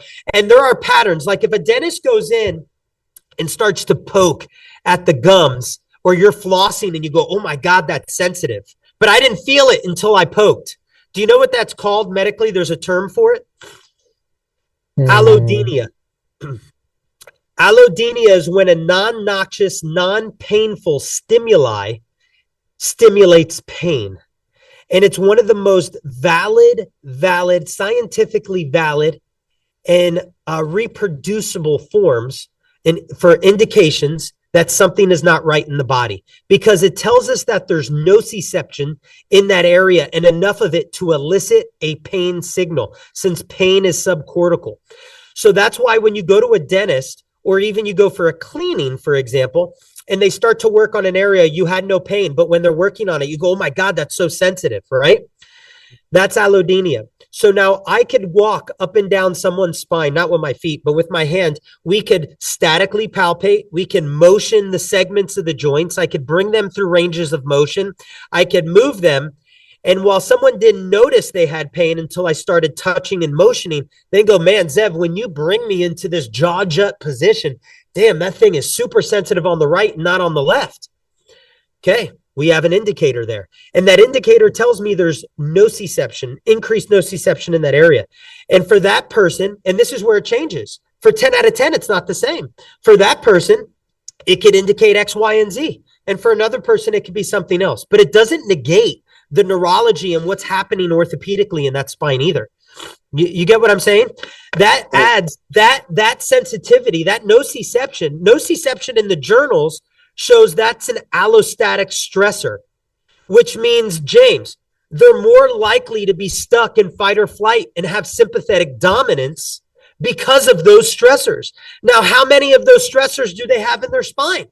I don't know. But my job is to find the ones that you're feeling and find the ones that you're not as well. And I use X-ray and other ways to determine it. But from your end, you could put people through movement patterns and see the same thing. Where do they have deficits? And where those deficits and uncomfortabilities are areas that are like maps that aren't being stimulated enough, right? Like if I lost that much range of motion, well, that's not a good thing, even if you don't have pain, because it's shutting down the pathway to the brain, you know, that is responsible for that. You know, we know that. That's not fringe science. That's factual now. It was fringe then, but it's not fringe now. You know, and we know use it or lose it. We know it's loss of proprioception. And if we have a loss of mechanoreception or proprioception in the body, now we have increase in nociception. So that hip is more likely to feel pain, especially during their activities of daily living. And now I'm a quack for wanting to enhance proprioception, break up scar tissue, increase nerve flow and blood flow back to a person, reduce allostatic load and reduce cortisol and norepinephrine so they could sleep better, feel better, their body could function better, and hopefully they have more range. So when they go to see you, you don't have to be the freaking pain patch guy, that you could actually progress them through movement patterns and not have to negate and say, oh, we can't do this because they're hurting. I'm your best friend and I'm not better than you. I'm doing something different and I'm just like you are. You know, what you're doing has just as much value in one sense as what I'm doing. They're just not the same. And any instructor who's teaching soft tissue and fascia work. Yeah, their low targets are like, hey, that chiropractor won't need them anymore because there's pain in here. It's true, there's pain in the tissue. But if your premise is my job is to only turn off pain and move a stuck bone and then it's not stuck anymore, well, that's a partial truth. And while that's one part of the equation, it's the smallest and it's the shittiest part of the equation, because I'm a fucking multivitamin for my clients. I'm not just an Advil. And the longer someone is under routine and regular care, the more they see the allostatic load change in their life to where they're not in fight or flight. That's why they become such raving fans. Like, I'm gone for 2 weeks, but when I come back, people are going to be telling me things like, man, holy shit, it's not just pain. They're going to say, man, when they get off the table, my breathing's better. My digestion is better. I don't have a magic bone. It's not T10 and the splenic nerve, or the parasympathetics at sacrum. It's nothing to do with that. It's that they are losing proprioception from the spine. The spine is a sensory organ. And as I put motion back into an area that's still moving, it's just not moving enough. And the analogy I use is a sliding door. An old sliding door track will move, but it's stiff and rigid. But when that thing's greased up, it just slides and glides. That's how the spine and the soft tissue should work. And when doctors teach it, when professors teach it, when functional patterns, I don't follow that, so I don't know what they're teaching, so it's unfair for me to say that. But I know they do teach a lot of not screw the chiropractor, because I know a lot of chiropractors are involved in that. In fact, I think one of them helped create it. But they're so soft tissue based, that it's so easy to make it look like we're throwing the guys who are adjusting spines under the bus. But they can coexist. They should coexist. And they're both providing different types of proprioceptive feedback to the central nervous system, and both are so critically important, and they don't do. Releasing fascia might de-stress the spine because in one sense it helps it glide, but it doesn't negate the joint and the arthrochomatics of the disc and the joint complex.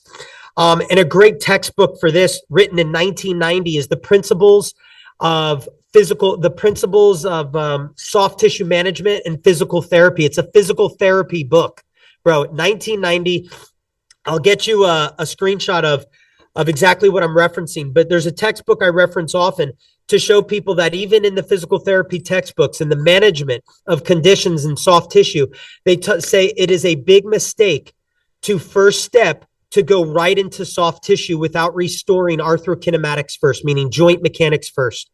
They said because they'll do it at the expense of the cartilage, and that will make someone more arthritic faster over time, because the soft tissue is powerful and it does play such a pivotal role in movement. That's why I use the word partial truth. It's not full truth, but it's partial truth, because it does play a role, a huge freaking role in a lot of ways, orthopedically and neurologically. But to get the soft tissue to move, it'll move it because it's strong, but it's going to grind the gears. And that's not Zev's opinion.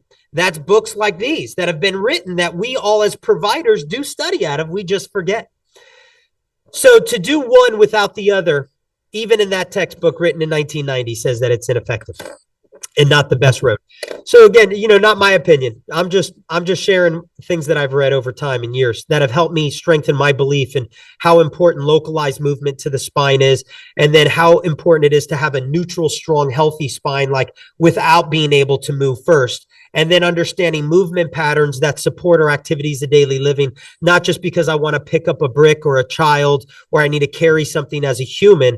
But I have laws that I need to upkeep, my tissue and my fascia, use it or lose it, like we need to keep it moving. We need to keep it hydrated. We need to understand restriction, not only in the spine, but in the tissue as well, and how one feeds another. And it's totally dependent. The brain is the operator, and the spine sends input to the brain. I'm sorry. That's just the way it goes. I didn't make that up. Remove chiropractors, kill all chiropractors. We never happened. It's still the same physiology. Do you know who, Walter Cannon is?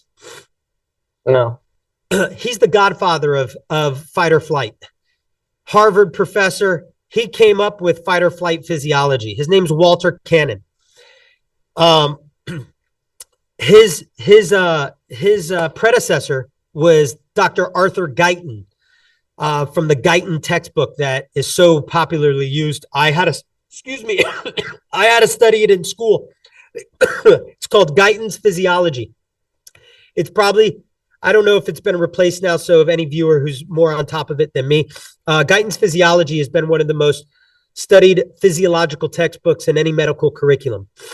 Before him was Walter Cannon. After him was Guyton. After him was Hans Saleh.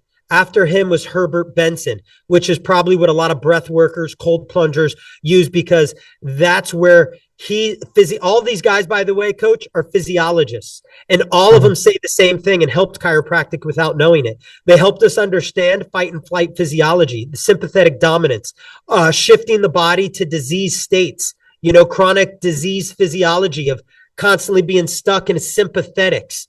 Well, that's where chiropractic shines so great. We just didn't know it at the time. Joe Rogan could laugh at D.D. Palmer and, anybody else for that matter. But what he knew and what he was describing without understanding the science was the adjustment's profound effect on human physiology and our nervous system was because the adjustment helped take someone out of a sympathetic dominant state and shift them into a parasympathetic dominant state. And that's why involuntarily, when I adjust Jade's neck, whether she wants to or not, she takes an involuntary sigh. It's this. And that's a sign of the body going into parasympathetic, the rest and digest state. Just like when we get off of gravity, when we cold plunge, when we have a great workout, when we orgasm, all of these are shifts from fight or flight into rest and digest.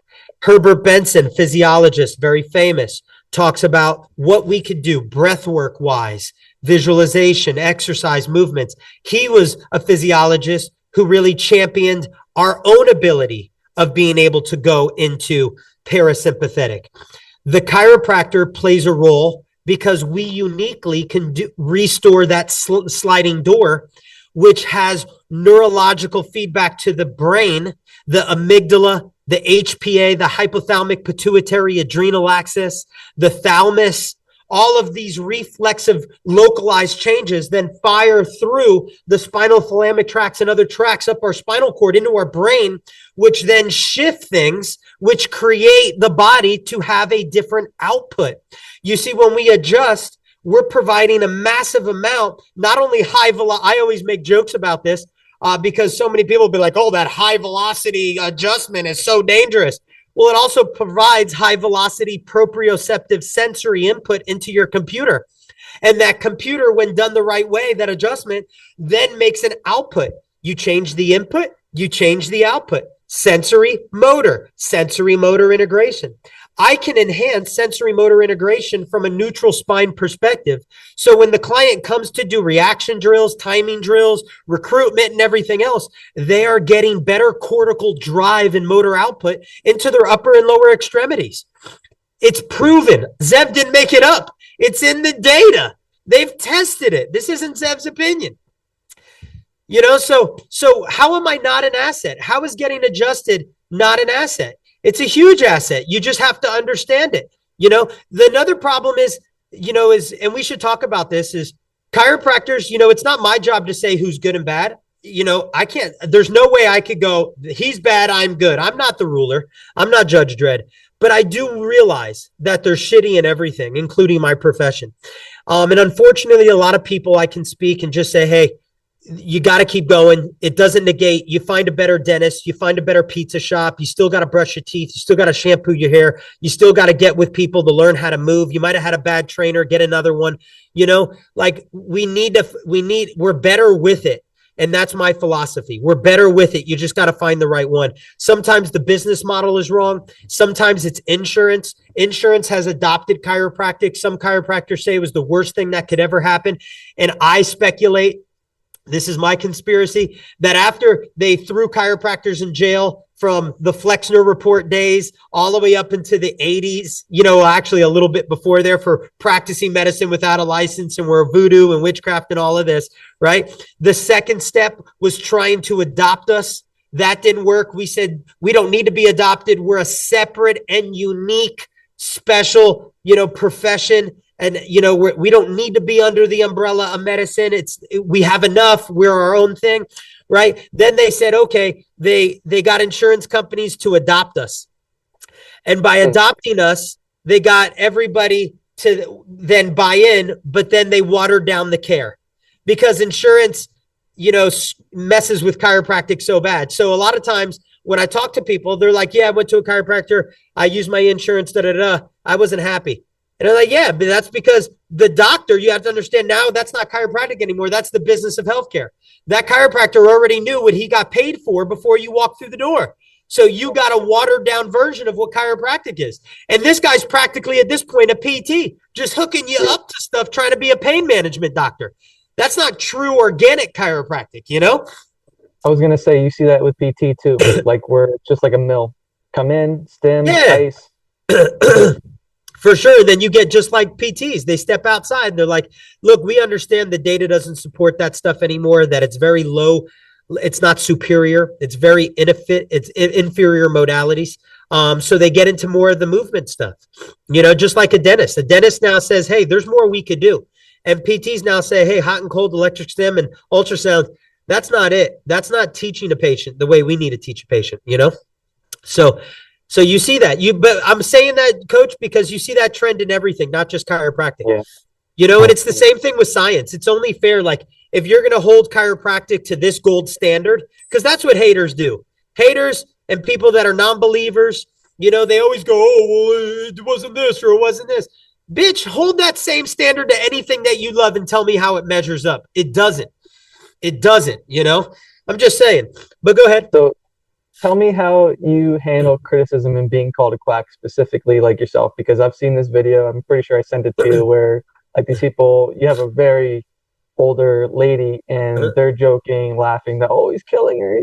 He's the one of me. Yeah. That one pisses me off. How do you deal with that? Yeah, well, I mean, it fuels my chip. I got a chip on my shoulder, bro. It's why I still go hard in the paint the way I do.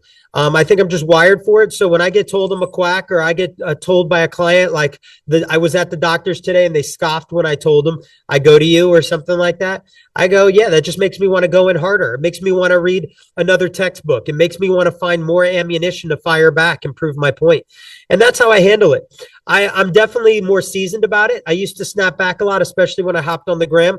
Now, I'm like, I got other things I got to do. If I see it worthy, if I see somebody that I need to say something or defend my state, I will. But a lot of times I just fuel the internal chip, come into my office the next day and I go hard in the paint. I make sure people understand because I know I only have them for a very limited time. And when they step outside my office between IG, YouTube, TikTok, and everything else, and maybe a hater, maybe their coach doesn't like chiropractic, maybe their parent or their neighbor or their friend, I know they're going to be getting hit with everything opposite. So I'm like, I got a very small window to teach and preach my point. So that's what I try to do. I try to channel that energy. That one specific video, this speaks to one of the first things we said on how human nature always hangs on the negative. They took that snippet and they turned it into something so ugly. But that woman in that video was made as she came back to me. I hadn't seen her in like a year and change. And I'm not going to give a name, obviously, or go into anything personal, but she was struggling and she was on a lot of medications. And I knew the family really well. And they asked me, they said, no doctor will touch her. Nobody will take care of her. But I know if she could get with you, you could probably help her. And I wasn't trying to stroke the ego, but I said, hey, if you sign my forms and release me of liability, I'll adjust her fearlessly. Like, well, obviously the right way, but I'm not afraid to adjust. I'll just look at her x-rays and I'll go off that and we'll go baby steps at a time. So that was way before the video. But my point is she went from being hooked on medication to not needing it anymore. And then she was actually able to drive again. She wasn't able to drive. She got her driver's license and her family would tell me she actually got it so she could drive herself to the office. So the woman in that video is actually a beautiful story. My whole team can testify. They saw the whole thing. She went from highly medicated and in tons of pain, old fractures, scoliosis, just history, had nothing to do with chiropractic. She just, think about it, man. She was all glued up and fused together, scar tissue, and here I was. She wouldn't even have been able to do anything functional. I was going in there and just putting movement in very gently, a little bit at a time, restoring that signal, high velocity sensory back to the brain, getting better changing everything, minimizing pain, reducing inflammation. She was starting to have quality of life. And then from there, it progressed. And that was a nice natural progression to where she could do what she do. So what happened was I stopped seeing her. Something happened, not on our end in her life. And I stopped seeing her. And then her family, as soon as she came back, the first place she wanted to go was to the office. So her family brings her back into the office. I was super busy. I remember when I took that viral video. It's my most viral video. Low quality, very ugly, like it was so on the fly and random. It wasn't even any. And they were like, the family was like, oh, let's record it. And I was super busy. And I'm like, okay, blah, blah, blah. So I did a quick intro while I was there. We were slammed at the office. And I was like, oh, Lorraine's got fractures at every level. Bada bing, bada boom. I don't even remember what I said at the time. I haven't seen it in so long. But the family's beautiful. She's beautiful. And her story's beautiful. They take it, you look at it. And I mean, obviously some of the commentary, he left her on 1 horsepower. I remember that. But that's a testimony. That was a win victory. It changed the quality of her life. I know it looks crazy. It's one of those things. It's kind of like you look back in time. We can look at anything, our history. We can look at science. Look, medical doctors used to say smoking cigarettes is good. They said masturbation caused blindness. They used to leech people.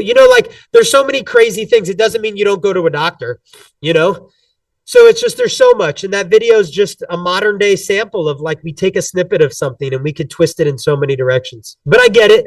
I'm mature enough to look at the comedy in it as well, but I also want to protect that family. I love them very much. But go ahead. Awesome. Yeah, I know you've had plenty of transformations. I believe there's also Carlos, if I can say his name, if I need to. Yeah, hell yeah. Of course. Bound, and then he becomes verbal after a few adjustments.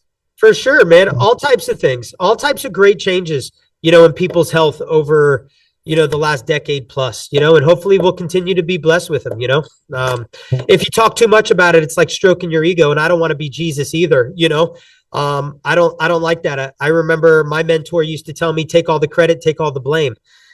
So I just like to get in, do my job, watch the story unfold. At the end of the day, me and you both know it's not us. It's the person following through. Repetition's the key to everything, and they're doing all the work. It's just when they fire on all cylinders and they get their life right, the body, which me and you both love, it kicks on, when you dig deep enough, and it's nice when someone actually follows through and you get to see those changes, in any walk. Talking about taking all the blame. So if you can be honest, have you ever potentially hurt someone or walked away from an adjustment thinking that you shouldn't have done that? Or is there people that you would not want to work with? Yeah, I mean, it's hard to say at the top of my dome, who I wouldn't work with, because I do see some crazy stuff. And I'm of the headspace, well, I don't care what it is. I'm not treating that condition. I'm treating the spine. I'm treating the mechanics of that person. So someone could be for example, I have some clients that are going through chemo right now as we speak. And I've had clients, I mean, there's always someone going through it, unfortunately. But I'm not treating cancer when I'm adjusting them. I'm doing the same thing I would do for a professional athlete if I'm adjusting them, or Jade for that matter, and the best birth keeper in the world. I'm doing what I always do. And what the chemotherapy clients tell me is the chemo hangover is less, so I don't have a special protocol for doing that, but there's a chemo hangover, and they seem to have better quality of life and a less intense hangover, so they can get back into doing what they love to do before the next round happens. And I'm like, man, that's so awesome. If that's my contribution as a chiropractor to that person, if that's the role I'm playing, then that's awesome. And I'm super proud of that, So getting back to that, what I was going to say is, obviously I'm not going to adjust a tumor or where a tumor is on the spine. I'm not going to adjust where there is about to be an abdominal aortic aneurysm and it's outside the normal range. Now that's something, James, that I see quite often, actually, because I am a chiropractor who takes x-rays. I believe in x-rays. It's part of my standard of care. There's cases where I step outside. I still maintain the same standard, but if I'm outside my office, I can't use x-ray, obviously. So I apply the next best clinical, tool. But I do in office apply x-ray. I think it's a huge asset. And I'll take an x-ray of a 38, 42-year-old male with low back pain. I'll take a side view and I'll see they already have calcification in their abdominal aorta in front of their lumbar spine. Now, I shouldn't see the abdominal aorta on an x-ray. So if I see it, it's already a yellow flag, meaning that there's calcification there, which is why it's showing up on x-ray. But, as they get older, if someone has a history of drug use, if they have a history of acid reflux medication, sometimes the physiology of the body will change or get thrown off. So now calcium's leaching from the bone, it's leaching from other sources, and it's going into the arterial system. And sometimes that's even dietary and hormonal. There's lots of reasons. It's multifactorial. But as a chiropractor, I have to be trained to see that. And sometimes the spine is here, the vertebrae are here, and the aorta is right here. And that bad boy, let's say here, is now like this, distended. So I have to be trained. And that's why I said, like, chiropractic curriculum isn't just philosophy. Like, we're not reading old textbooks on why we are good, like we have to know 90%. I think that the stat is like 90% of cancers have signs in the spine, and I don't have to diagnose them. I just have to be aware of them, So soft tissue pathologies, hard tissue pathologies, these are evidenced in the spine. They're seen and observed in the spine. And we have, again, I don't have to say, oh, that's this. I just have to say that's not normal. So that's something, James, that I see quite often, actually, because so many people's diets are so bad, bro. And so many people have bad histories that I see premature abdominal aortic calcification. And I have to know I can still adjust, but I have to modify my technique. That's where clinical decision-making becomes. That's where you're just not cracking backs. That's where we're just not twisting necks. We have to understand what we're adjusting, and then we have to have tools in the belt to go around that or meet someone where they're at and then move them up the ladder. So I would say this. I said this earlier, but I'll say it in this context to answer.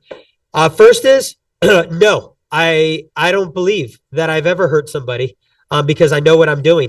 And my malpractice insurance reflects that. And at the end of the day, you have those actuators that are always measuring risk and calculating and then determining what my cost should be, right? So you could say, oh, well, of course, Zev's going to say that. He's a chiropractor, But to insure me at the highest level is under $3,000 a year at the highest level. So don't you think, I always say when a hater online on Instagram used to run their mouth, or I'd run into someone in public, or someone would say like at the table, oh, aren't you stroking people out and hurting people and damaging their joints and all of this? I'd say, bro, look, that's, I'm not going to say it hasn't happened in the history. I'm sure someone has got hurt. Like, how could it not happen? Planes go down. People have adverse drug reactions. I think, in fact, it's the 4th or 5th leading cause of death is medicine. You know what I mean? Like, it's going to happen, but my point is we are not at risk, and it's so little to insure us. And that's because the actuators have said we're the low risk because there's not enough claims coming in. Like, if there was, they'd be like, oh, Zev, you're high risk this year, buddy. Your premium's going up to 10 grand. Not the case. In fact, our premium goes down every year because it's just, they consider it, we're more seasoned.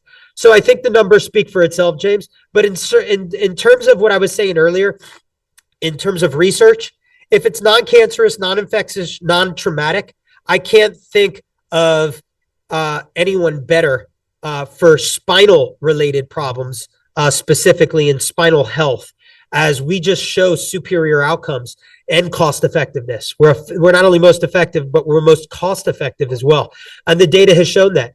And people are satisfied. You can go back from the Manga report in 1993, the Adams study in 2017 took all the data up through 2012. Its study was published in 17. But they looked at everything. I use this study regularly because it just shows when people are like, oh, we're overutilized, people aren't happy. The data from 2017, which was published in Spine, one of the top journals in the world, showed that we're more utilized than ever. And we have the highest patient satisfaction rate outside of any other care than anything else. So someone's doing something right, bro. And that was survey data that everyone could have published in a top journal. That's not like a chiropractic journal, and there's more than that. That's just what I'm referencing. So it's like if someone does a deep dive and they're unbiased, they'll find everything they're looking for. So no, I don't think I've hurt anybody. I think I've definitely adjusted spines and they've been hurt, but I always So what I mean by that is, maybe you'll like this. So here's the thing. If a dentist goes in and does some work on the mouth, they might say, hey, you're going to be in pain for 2 to 3 days because inflammation is in the area, right? So when I hear stories like, coach, to this day, this isn't like I handled this. These aren't one-offs. Every week I get on the phone with a new client or an old client, and I explain to them what they're feeling right now. And it's because it's human nature. When we feel something, we think something is wrong, right? So I sometimes, even before I talk to it, like I meet a new patient, sometimes they'll want to talk to me over the phone. They're uncomfortable because there's still this fear on chiropractic, but maybe they've heard good things, so they want to trust me. So I'll tell a client, like, yeah, get me on the phone with them. I'll be more than happy to talk to your friend real quick and answer any questions they have, even if they're not coming to me, man. I want to run into them and know that they might think differently. So I'll get on the phone and they'll say, hey, Zev, I was really hurt by my last chiropractor. They did something wrong. And I'll say, okay, well, maybe they did. I don't know. But walk me through the process. Oh, they adjusted me and I was hurt for like a week. And I said, okay, were x-rays taken by any chance? No, they weren't taken. Okay, so you didn't see what the chiro was adjusting? No, I just have had this bad pain for years on and off. Okay, so that's one problem. They didn't see it. Sometimes you have to see it. When you see the problem, you understand it, right? A video motion assessment of someone doing a squat or like this, overheads and seeing what the range of motion, they go, shit, it's really bad. It's not just what he said. When you see it, it's different, right? Dentists know that. We can see our teeth. They show us, oh shit, look at that. Yeah, it's messed up, dude. Okay, yeah, I'll endure that pain then because I know it's a problem. So x-rays can be a great tool, not only clinically for for objective data, but for subjective. Sometimes patient can understand their problems worse than what they feel, right? Or it matches what they feel, right? So that's one. And two is the provider, like the chiropractor in this situation, doesn't explain to them what they're doing and what they can expect, So like when I get on the phone, I'll try to tell them, well, maybe this is what happened, but either way, we could do it this way in the office, but I am going to adjust. Like I still don't say, well, I won't adjust that area, Mrs. Jones. I'll say, hey, let's just get you in the office. I'll feel the area out. We'll take a picture. We'll see what's going on and we'll go from there, right? But when I adjust, let's say it's the same person, coach, this is what I would say to them. And this, rolls into what I'm trying to say is, did I hurt someone? No. Did I make someone feel pain? Yes. I'll go in and say, this area, look, is almost bone on bone. Over 50% of the space in the facet joint of the disc is gone. You're all calcified in this area. And that's why you can't look to the right and you have to use your camera in your car to even know where you're doing. So we could get into, yeah, I need to stretch, but guess what? I know the adjustment does something that mobilization does not do. Do you know PTs do mobs? They mobilize, right? That's their bread and butter. Now they adjust. But for the longest time, mobilization was their thing. And they don't own that. Chiropractors can mobilize. Fitness coaches can mobilize. Like it's mobility, right? They're creating traction. They're creating space. Why? Because when we take the finger like this and we gap the joint, we know we're decompressing space, cartilage, and I'm bringing blood flow into the area. Like cracking your knuckles, they used to say it's really bad for you. But as far as everything I've read, I've seen 2 legit studies on cracking the knuckles. And they basically say it's anti-aging. And the type of joint it is, you can't mess it up. Like you can't mess it up on your own. The neck, you can. But your finger joints, you can't. So you can crack them for free will. And you depressurize it. You bring blood into the area. You spare the cartilage. Your hands are good. It's a wives' tale. It's not true. It's crap. You see, but they say don't adjust. Why? Because they want you to get arthritic hands. Conspiracy. But I'm buying it. Because doctors tell you don't adjust. Don't crack your knuckles. You'll give yourself arthritis. Just like they'd say, don't crack your neck, or don't let a chiropractor crack your neck. You'll give it arthritis. If I'm whipping my neck, I will give it arthritis. If I'm specific line of drive adjusting, I won't, which might be good. That might be, something good that you like. That might be a gold nugget there. Zev, what's the difference between me and my clients cracking our own necks and backs versus you doing it? Well, when you do it, you're taking the joints through planes and cavitating them, popping them, right, in positions that they will crack, but it's not the best way to do it. There's specific lines of drives, like the thoracic joints, in our T-spine, in our upper back from T1 to, let's say, T7, T8, have a different joint angle than our lumbar spine joints and the T12 joints and our neck joints. So if we're just cavitating things, it's like cutting meat the wrong way. I know you might like that, right? You can cut your meat the right way. It's smooth like butter. Cut it the wrong way, it's messed up. So we know that these joints can take a hammering in any way, but our neck, our thoracic spine, our lumbar spine, our SI joints, certain movements are counterproductive in the way they're releasing. They crack, but it's counterproductive. And a lot of the release is more soft tissue and ligamentous. So that's where you say, hey, can cracking create hypermobility? Not fucking really, no. Someone goes from never getting adjusted to getting adjusted 3 times a week, they're going to be hypermobile? The hell no. What would make someone hypermobile is almost impossible. They'd have to be in my office 7 days a week, just 2 to 3 times a day, every day for like a year straight.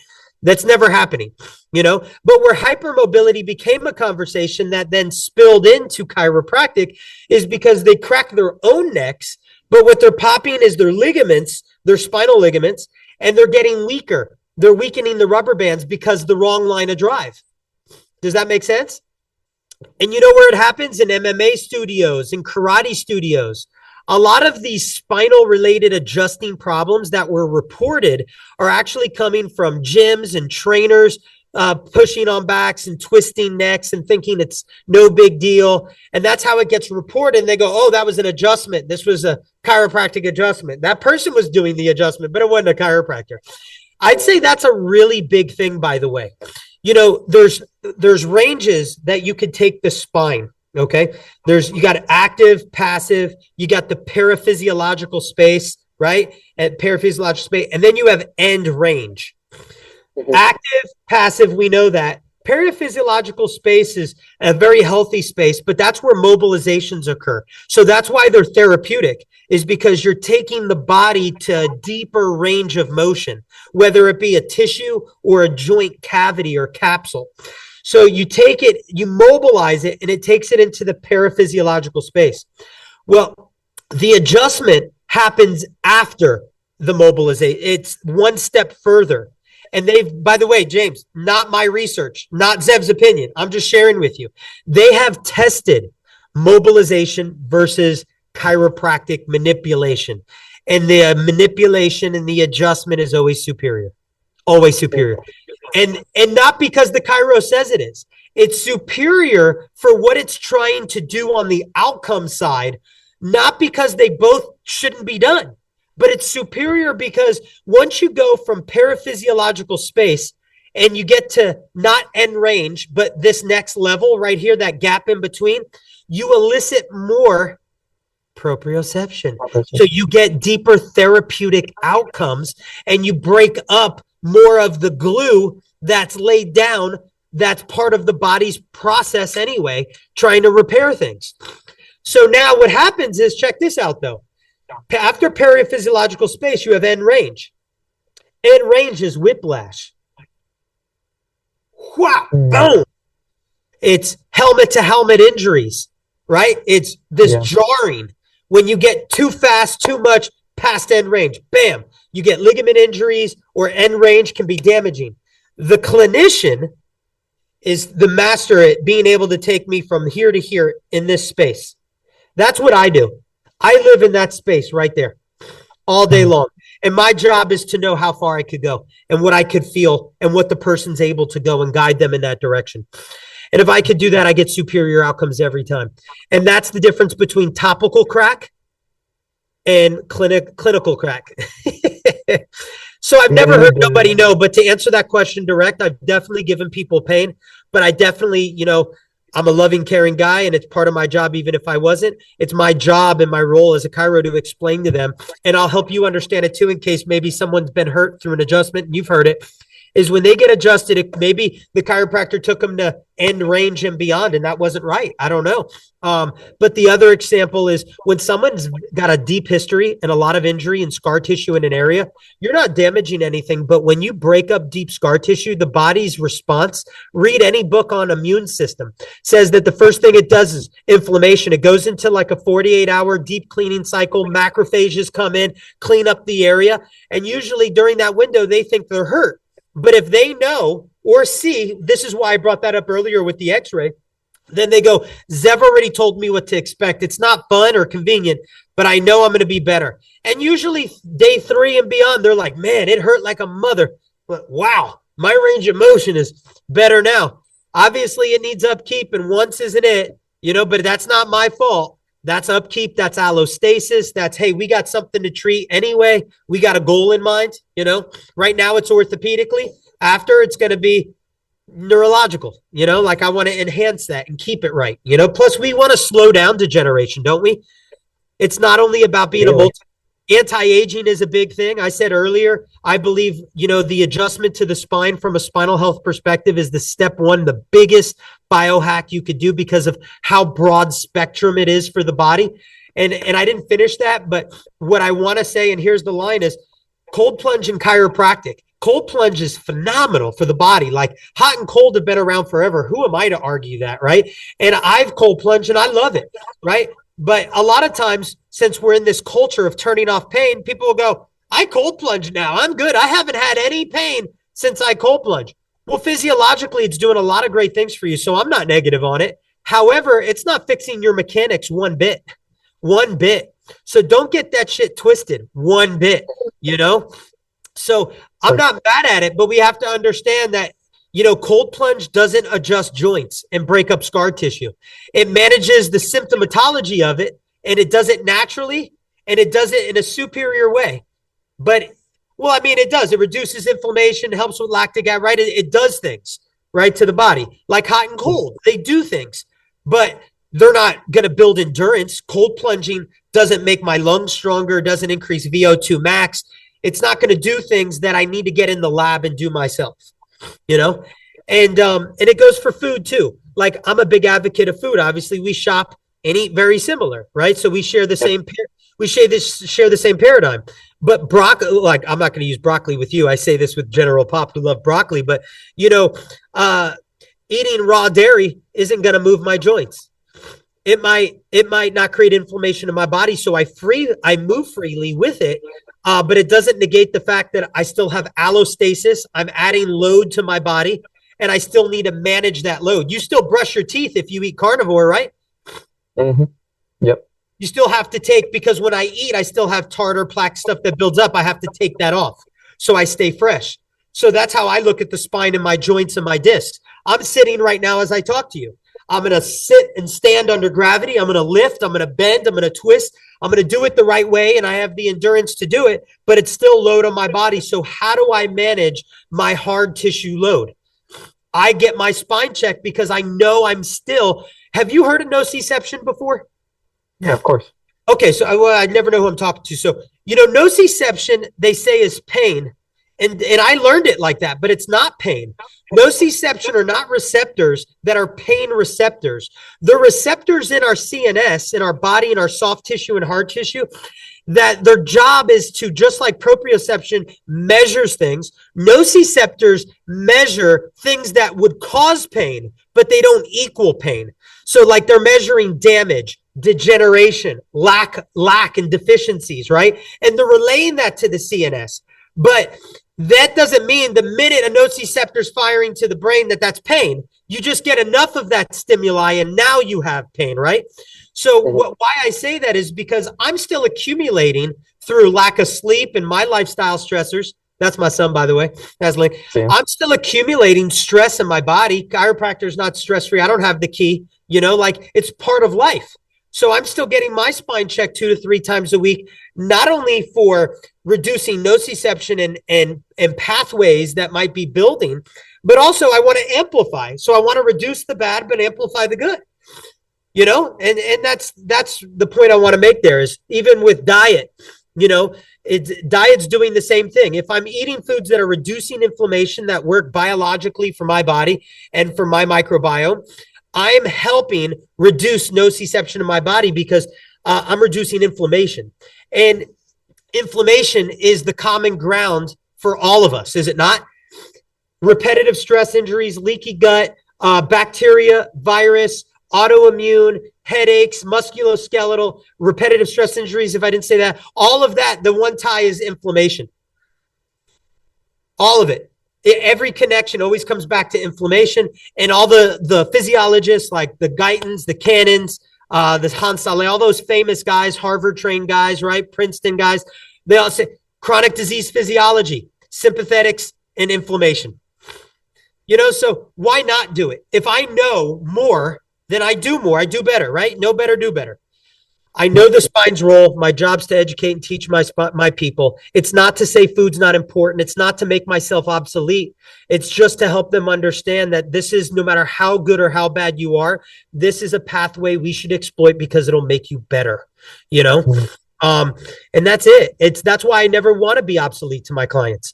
Why I care for somebody day one changes when I care for them 6 months in or 1 year in or 5 years in.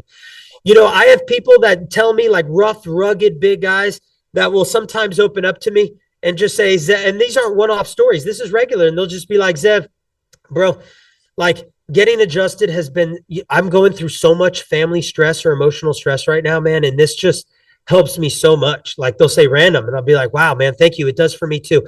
I have clients, obviously I take care of so many people. So it's like every day, James, like no joke, bro, every day. Sometimes I'm definitely sensory overloaded, but by the end of my night, I have seen a young athlete, an old athlete, a corporate guy, a coach, a doula. I've seen someone who just lost a family member, someone who just had a baby, all in one day, every day from start to finish, every human emotion possible, and it's like, they'll tell me, oh, I needed to get adjusted because I've just been nursing for 4 hours in the same position, Zev, and I'm all glued up. And I'll have someone who will come in later and say, man, I've been at the hospital all day. My aunt's passing away. I'm so stressed. I needed this adjustment. See, what they know, what they're saying, whether it's emotional, because we all know it's not just orthopedic issues that drive pain. There's the physical, but there's emotional, there's environment, there's all those factors that are influencing the nervous system and driving pain because of the way we are built. So whether they say it to me or not, if someone's been in the hospital and they're caring for someone, a loved one who's passing away, that emotional stress is driving that pain, and they just know, they're associating me to that process, that I will reduce that stress, whether it be because they feel stiff or they just know emotionally they're at that tipping point. They know the adjustment will release that. And I also know, because I've lost my mom and dad, and the only thing that made me involuntary sigh when I didn't want to do anything else was the adjustment. And I remember getting adjusted the day I lost my mom, and it made me breathe for like 2 minutes. And then a flood of cortisol came right back in. It didn't change the situation. All I'm saying is it allowed me to go, and then the emotion came back, but having, like Herbert Benson says, strategies in place that I can do and tap into regularly to minimize the stress and the allostatic load will then keep me fresh and reduce my chances of cancer later on in life, right? So it's not about the magic bullet. It's about knowing I'm going to James after work. I'm getting adjusted at some point. I'm eating good. I'm doing all these things in 1 week, right? Strategy that help reduce that load so my nervous system can adapt correctly. Because we know all these adaptations, if you're not doing things because of habituation, are not, the body's smart, but they don't serve us long term. Like you said earlier, scar tissue leads to more immobility. So it solves the problem now, but it makes us less mobile, which means our senses become less, which means we heighten pain easier, which, that cascade. So, it's like the body's smart, but we need to help, Yeah. I like that you brought up again, like the pain that you're experiencing may not be physical, because I try to address this with my clients, one that just lost his mom after like a year-long battle with cancer and such. And I've noticed it too. It's where all of a sudden his Achilles will start flaring up or his elbow starts to hurt. I'm like, brother, maybe this is not just biologic. Like, I don't think anything's wrong with you. You do everything. You eat right. You sleep well. You exercise daily. It's like there's more to this. And by kind of not addressing it, how you get the adjustments and the emotions there, that's something I've had to deal with throughout both pregnancies with Jade too. It's like you get scary type of thoughts, and instead of just trying to suppress food, which is, I think a lot of people tend to numb out, it's feel it. You need to feel it in order to heal it. It's cliche. It sounds gay, but it's kind of what it is. But bro, you know how many, like, it's right in front of our face, but you know how important it is to have people like you in people's face, reminding them, being on the phone with them, texting them. Like, it's not that you're the only one with the answer, but medicine isn't saying that. Providers where people go to when things don't work well over time, They get told to take something, like you said, to numb and dumb. And here you are helping someone. It like sometimes it doesn't seem so valuable because it's so available to all of us. But that's what's so great is we're having someone go, bro, I don't think this is biological. You know, like you need to feel this and it's okay to feel it. Like great therapists talk about, you know, and sometimes, you know, I would argue like, unfortunately, I've had a lot of life experience in the wrong ways to mature faster than my age. And I have noticed that when I'm in the gym, moving my body, when I go to the hive sometimes and I got headphones on, I'm working through a stress more than I am trying to get a six pack. And that place, I've told even Andy that I'm like, there's something about me going there, even if I'm on the turf, just laying down. It's a place where it helps me emotionally process. So it's like we talk about nature, go to the beach, not because the beach, the sand is healing, even though it's nice, getting in environments that allow you to be truthful with your emotions and work them out help. And I think the gym is one of them, you know, and being around someone like Coach James, if I know when I'm around him, something about me just opens up to be real with myself. And when I walk out, the healing then begins. You know, like I would argue the healing isn't when you're bringing them through the movement. The healing's as they leave you, not during you, you know? Mm-hmm. Like sometimes people think if you're doing an Achilles move or an ankle move, you know, with them and doing some groundwork or, you know, some balance work or something, that immediately when they get off the Bosu ball or they're doing something, their ankle should be good. No, it's after the work is done, the body's going to do what it needs to do, right? Mm-hmm. So, yeah, I'm definitely not a buyer in of it's just physical, you know. I think I would assume most people are woke to the idea of how much emotion drives pain. You know, because of how we're wired, because of the inflammation that comes from those emotions, you know, sympathetic dominance. That's why. I mean, we have answers for it biologically. You know, we stay in that stuck fight or flight state. We don't have things that take us out of it. We get vasoconstriction. We get shortening of the fascia. We get stiffening of the joints.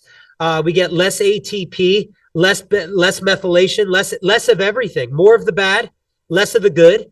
And that stimulates nociception. Your body doesn't say, oh, I'm going to give him a get out of jail free card. His mom just passed.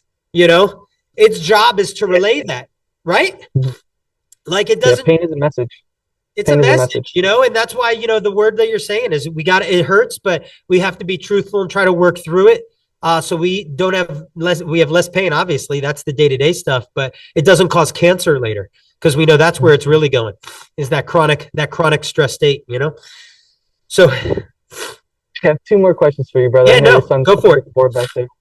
So just to touch, because you said like you don't want to be obsolete to your clients. I think it'd be different if it was like a relationship where someone is just exploiting them for money. You're not really offering them too much. You're there. You want a long-term relationship. But to someone that actually gives a shit and cares, that's different. It's like you're adopting yourself into all these families. Like It shows in your work.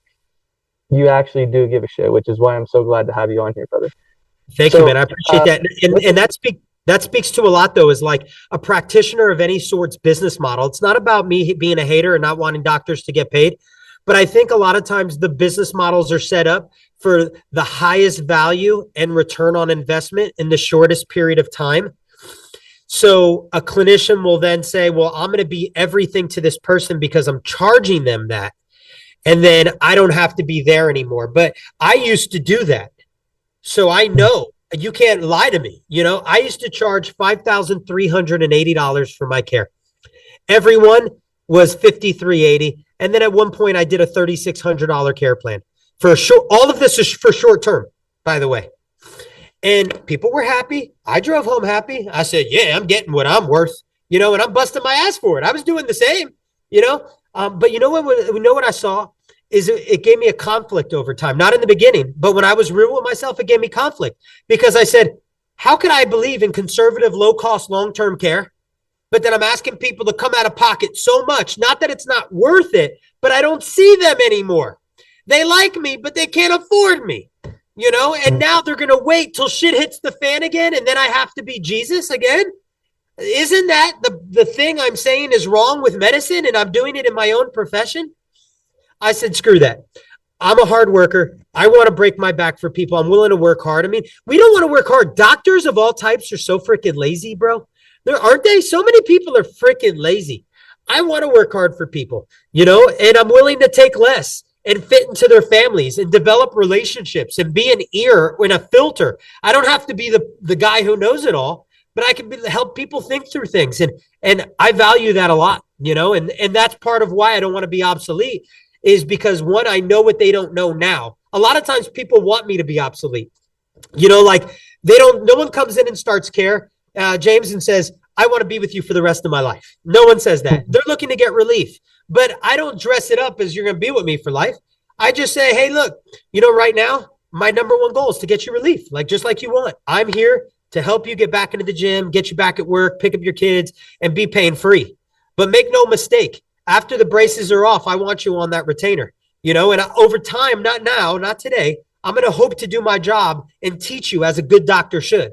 Not sell you. My price won't change. Nothing changes, so there's no song and dance, I just want to bring so much value that you go, this makes so much sense. Like, I don't want to lose anything that I gained, and it costs me no more to keep moving forward, and it just feels right with me. I don't recommend that for everyone. I talk to a lot of chiropractors and chiropractic students, and I always say, bro, at the end of the day, you got to live with what you charge, but understand that your business model speaks everything because money talks. Like, chiropractic didn't invent that. Doctors didn't invent. There's a reason everybody knows the statement, money talks. People make decisions based on money. And in the absence of money, it's value. But I'm saying at the end of the day, it's part of the equation. So if I have the answer and it's 10,000, no problem. You'll pay me, but I'm going to see you for a very little bit of time. It's unsustainable, Yeah. Mm-hmm. So a doctor has to pick and choose their poison. Do they want to see very little and charge a lot?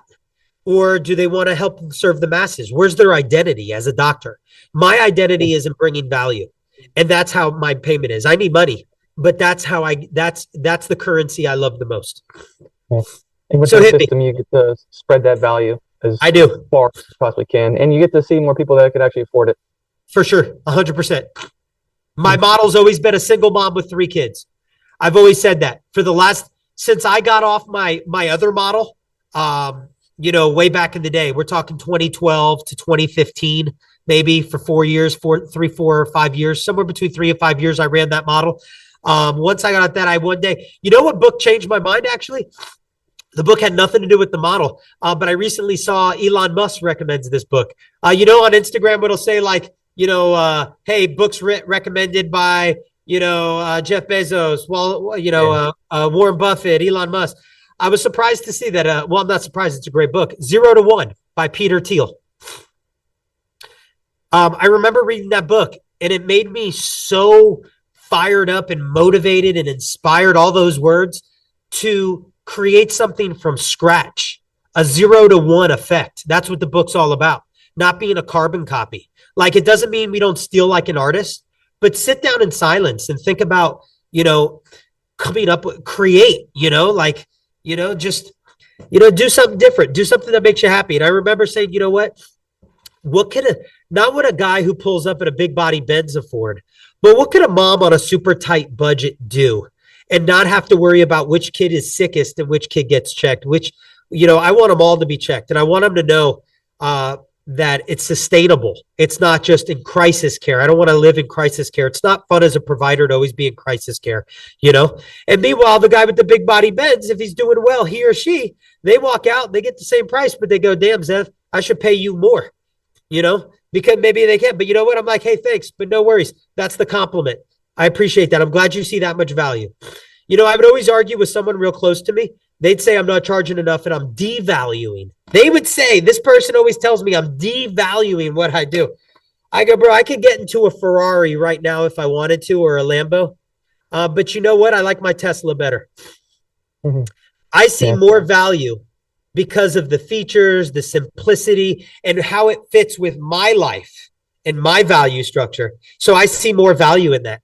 Now, don't get me wrong. Those cars are fly as hell. I just don't want to, you know what I mean? Like, the value there isn't there for me, but for someone else it is, so I'm like, how am I devaluing? I'm giving access to people, that are getting so much benefit. I value that so much. They value that so much. It's like a big value love bubble. It's So like it's in the eye of the beholder. reciprocity. It's the golden rule. It's in order to receive, you must give. So you're You got it, nailing it coach. right from the jump. You got it, bro. What's the other question? Why barefoot? Why do I Why see you barefoot? walking around Miranda Ranch, Southwest, For Francis sure. Farmers Market? I think so. Naturally, it started as I just a kid who grew up in North Miami Beach in a beachy area, and I was barefoot a lot. I just naturally was barefoot as a kid, and then science caught up and helped me understand between grounding and electromagnetic fields. And then the strength, this again isn't chiropractic, but the strength and conditioning or sports science, all that stuff started to show the open toe box, full utilization of the foot, working all the arches, keeping everything strong, full being balanced and grounded, and now it just feels so right. And it has been. I've been doing this way before Instagram, and it just feels right. I'm not opposed to shoes though, and your Vivos, your Vibrams, and even others. I'm not that guy who's like the extremist, like I have clients that are extremists, like if I wore Air Maxes right now, they would probably disown me, I'm a guy's like, James, as long as you want to wear a fat pair of shoes and an outfit and match, dude, go for it. As long as you're equally strong barefoot, I'm okay with it. And you understand that full utilization with every step stronger, the David Weck principle, and using your foot correctly is ultimately, the best thing for the kinetic chain. So that's my thing. And, I started going barefoot in my office. I was always worried about what people thought. And then I got to this place where I was so confident and I had already grew and built trust with so many people that the trust factor was naturally happening for me. Like I had enough strong cosigns. James, I remember I went like this. I wore shoes every day to work. And then I would take them off to adjust. And then I would put them on if I went into the back for an exam consult and x-ray. And then I would take them off again. I'd slide them off, right? And then I got to a place that was like my transition. And then I got to a place where I'm like, I want to be so good at what I do between adjusting, communicating, and just loving someone and connecting that they don't even look down at my feet. They don't give a fuck what I wear on my feet. And then I remember that day I was like, I'm going full fucking barefoot. This is my office. I don't care. And I started to notice, I don't know if the camera can see, but the reason I'm saying all of this is because I didn't start it for mechanics. It just was natural. So I don't want to finesse and act like, oh, I did it because this, that, and the other thing. I'm just being real. And then, grounding and electromagnetic fields, it started to show like I didn't need to take cold showers at night. Like I get around a lot of people, and I really feel being barefoot does ground me, and it helps energy transfer. Like I release it without having to light candles, put cold water on my hands, take a cold shower. So I'm a firm believer in that. And then obviously, with all the stuff that's come out on the foot in the physical therapy world, the sports world, and all those other like full utilization, we wouldn't put our hand like this. We want full access, full proprioception, full utilization by all of our stuff. And David Weck, every step stronger, and kinetic chain and the fascia. Like I get it. I buy it. I live it. I try to put people on. I tell them I'm not the expert, but bro, I point them into the direction.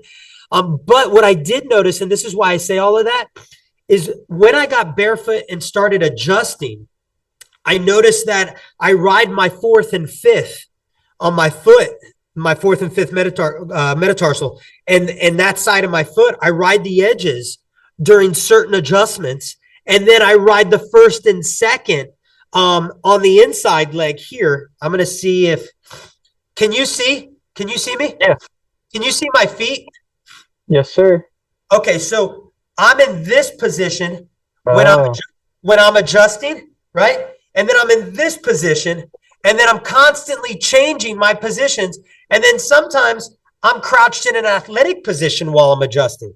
So do that on hard concrete from 11 to 8 o'clock at night. And I started to notice even less fatigue. Like I had better utilization, and again, not just spine, fascia, soft tissue, everything was just fluid. I was like, Bro, I feel great. And that's what keeps me now.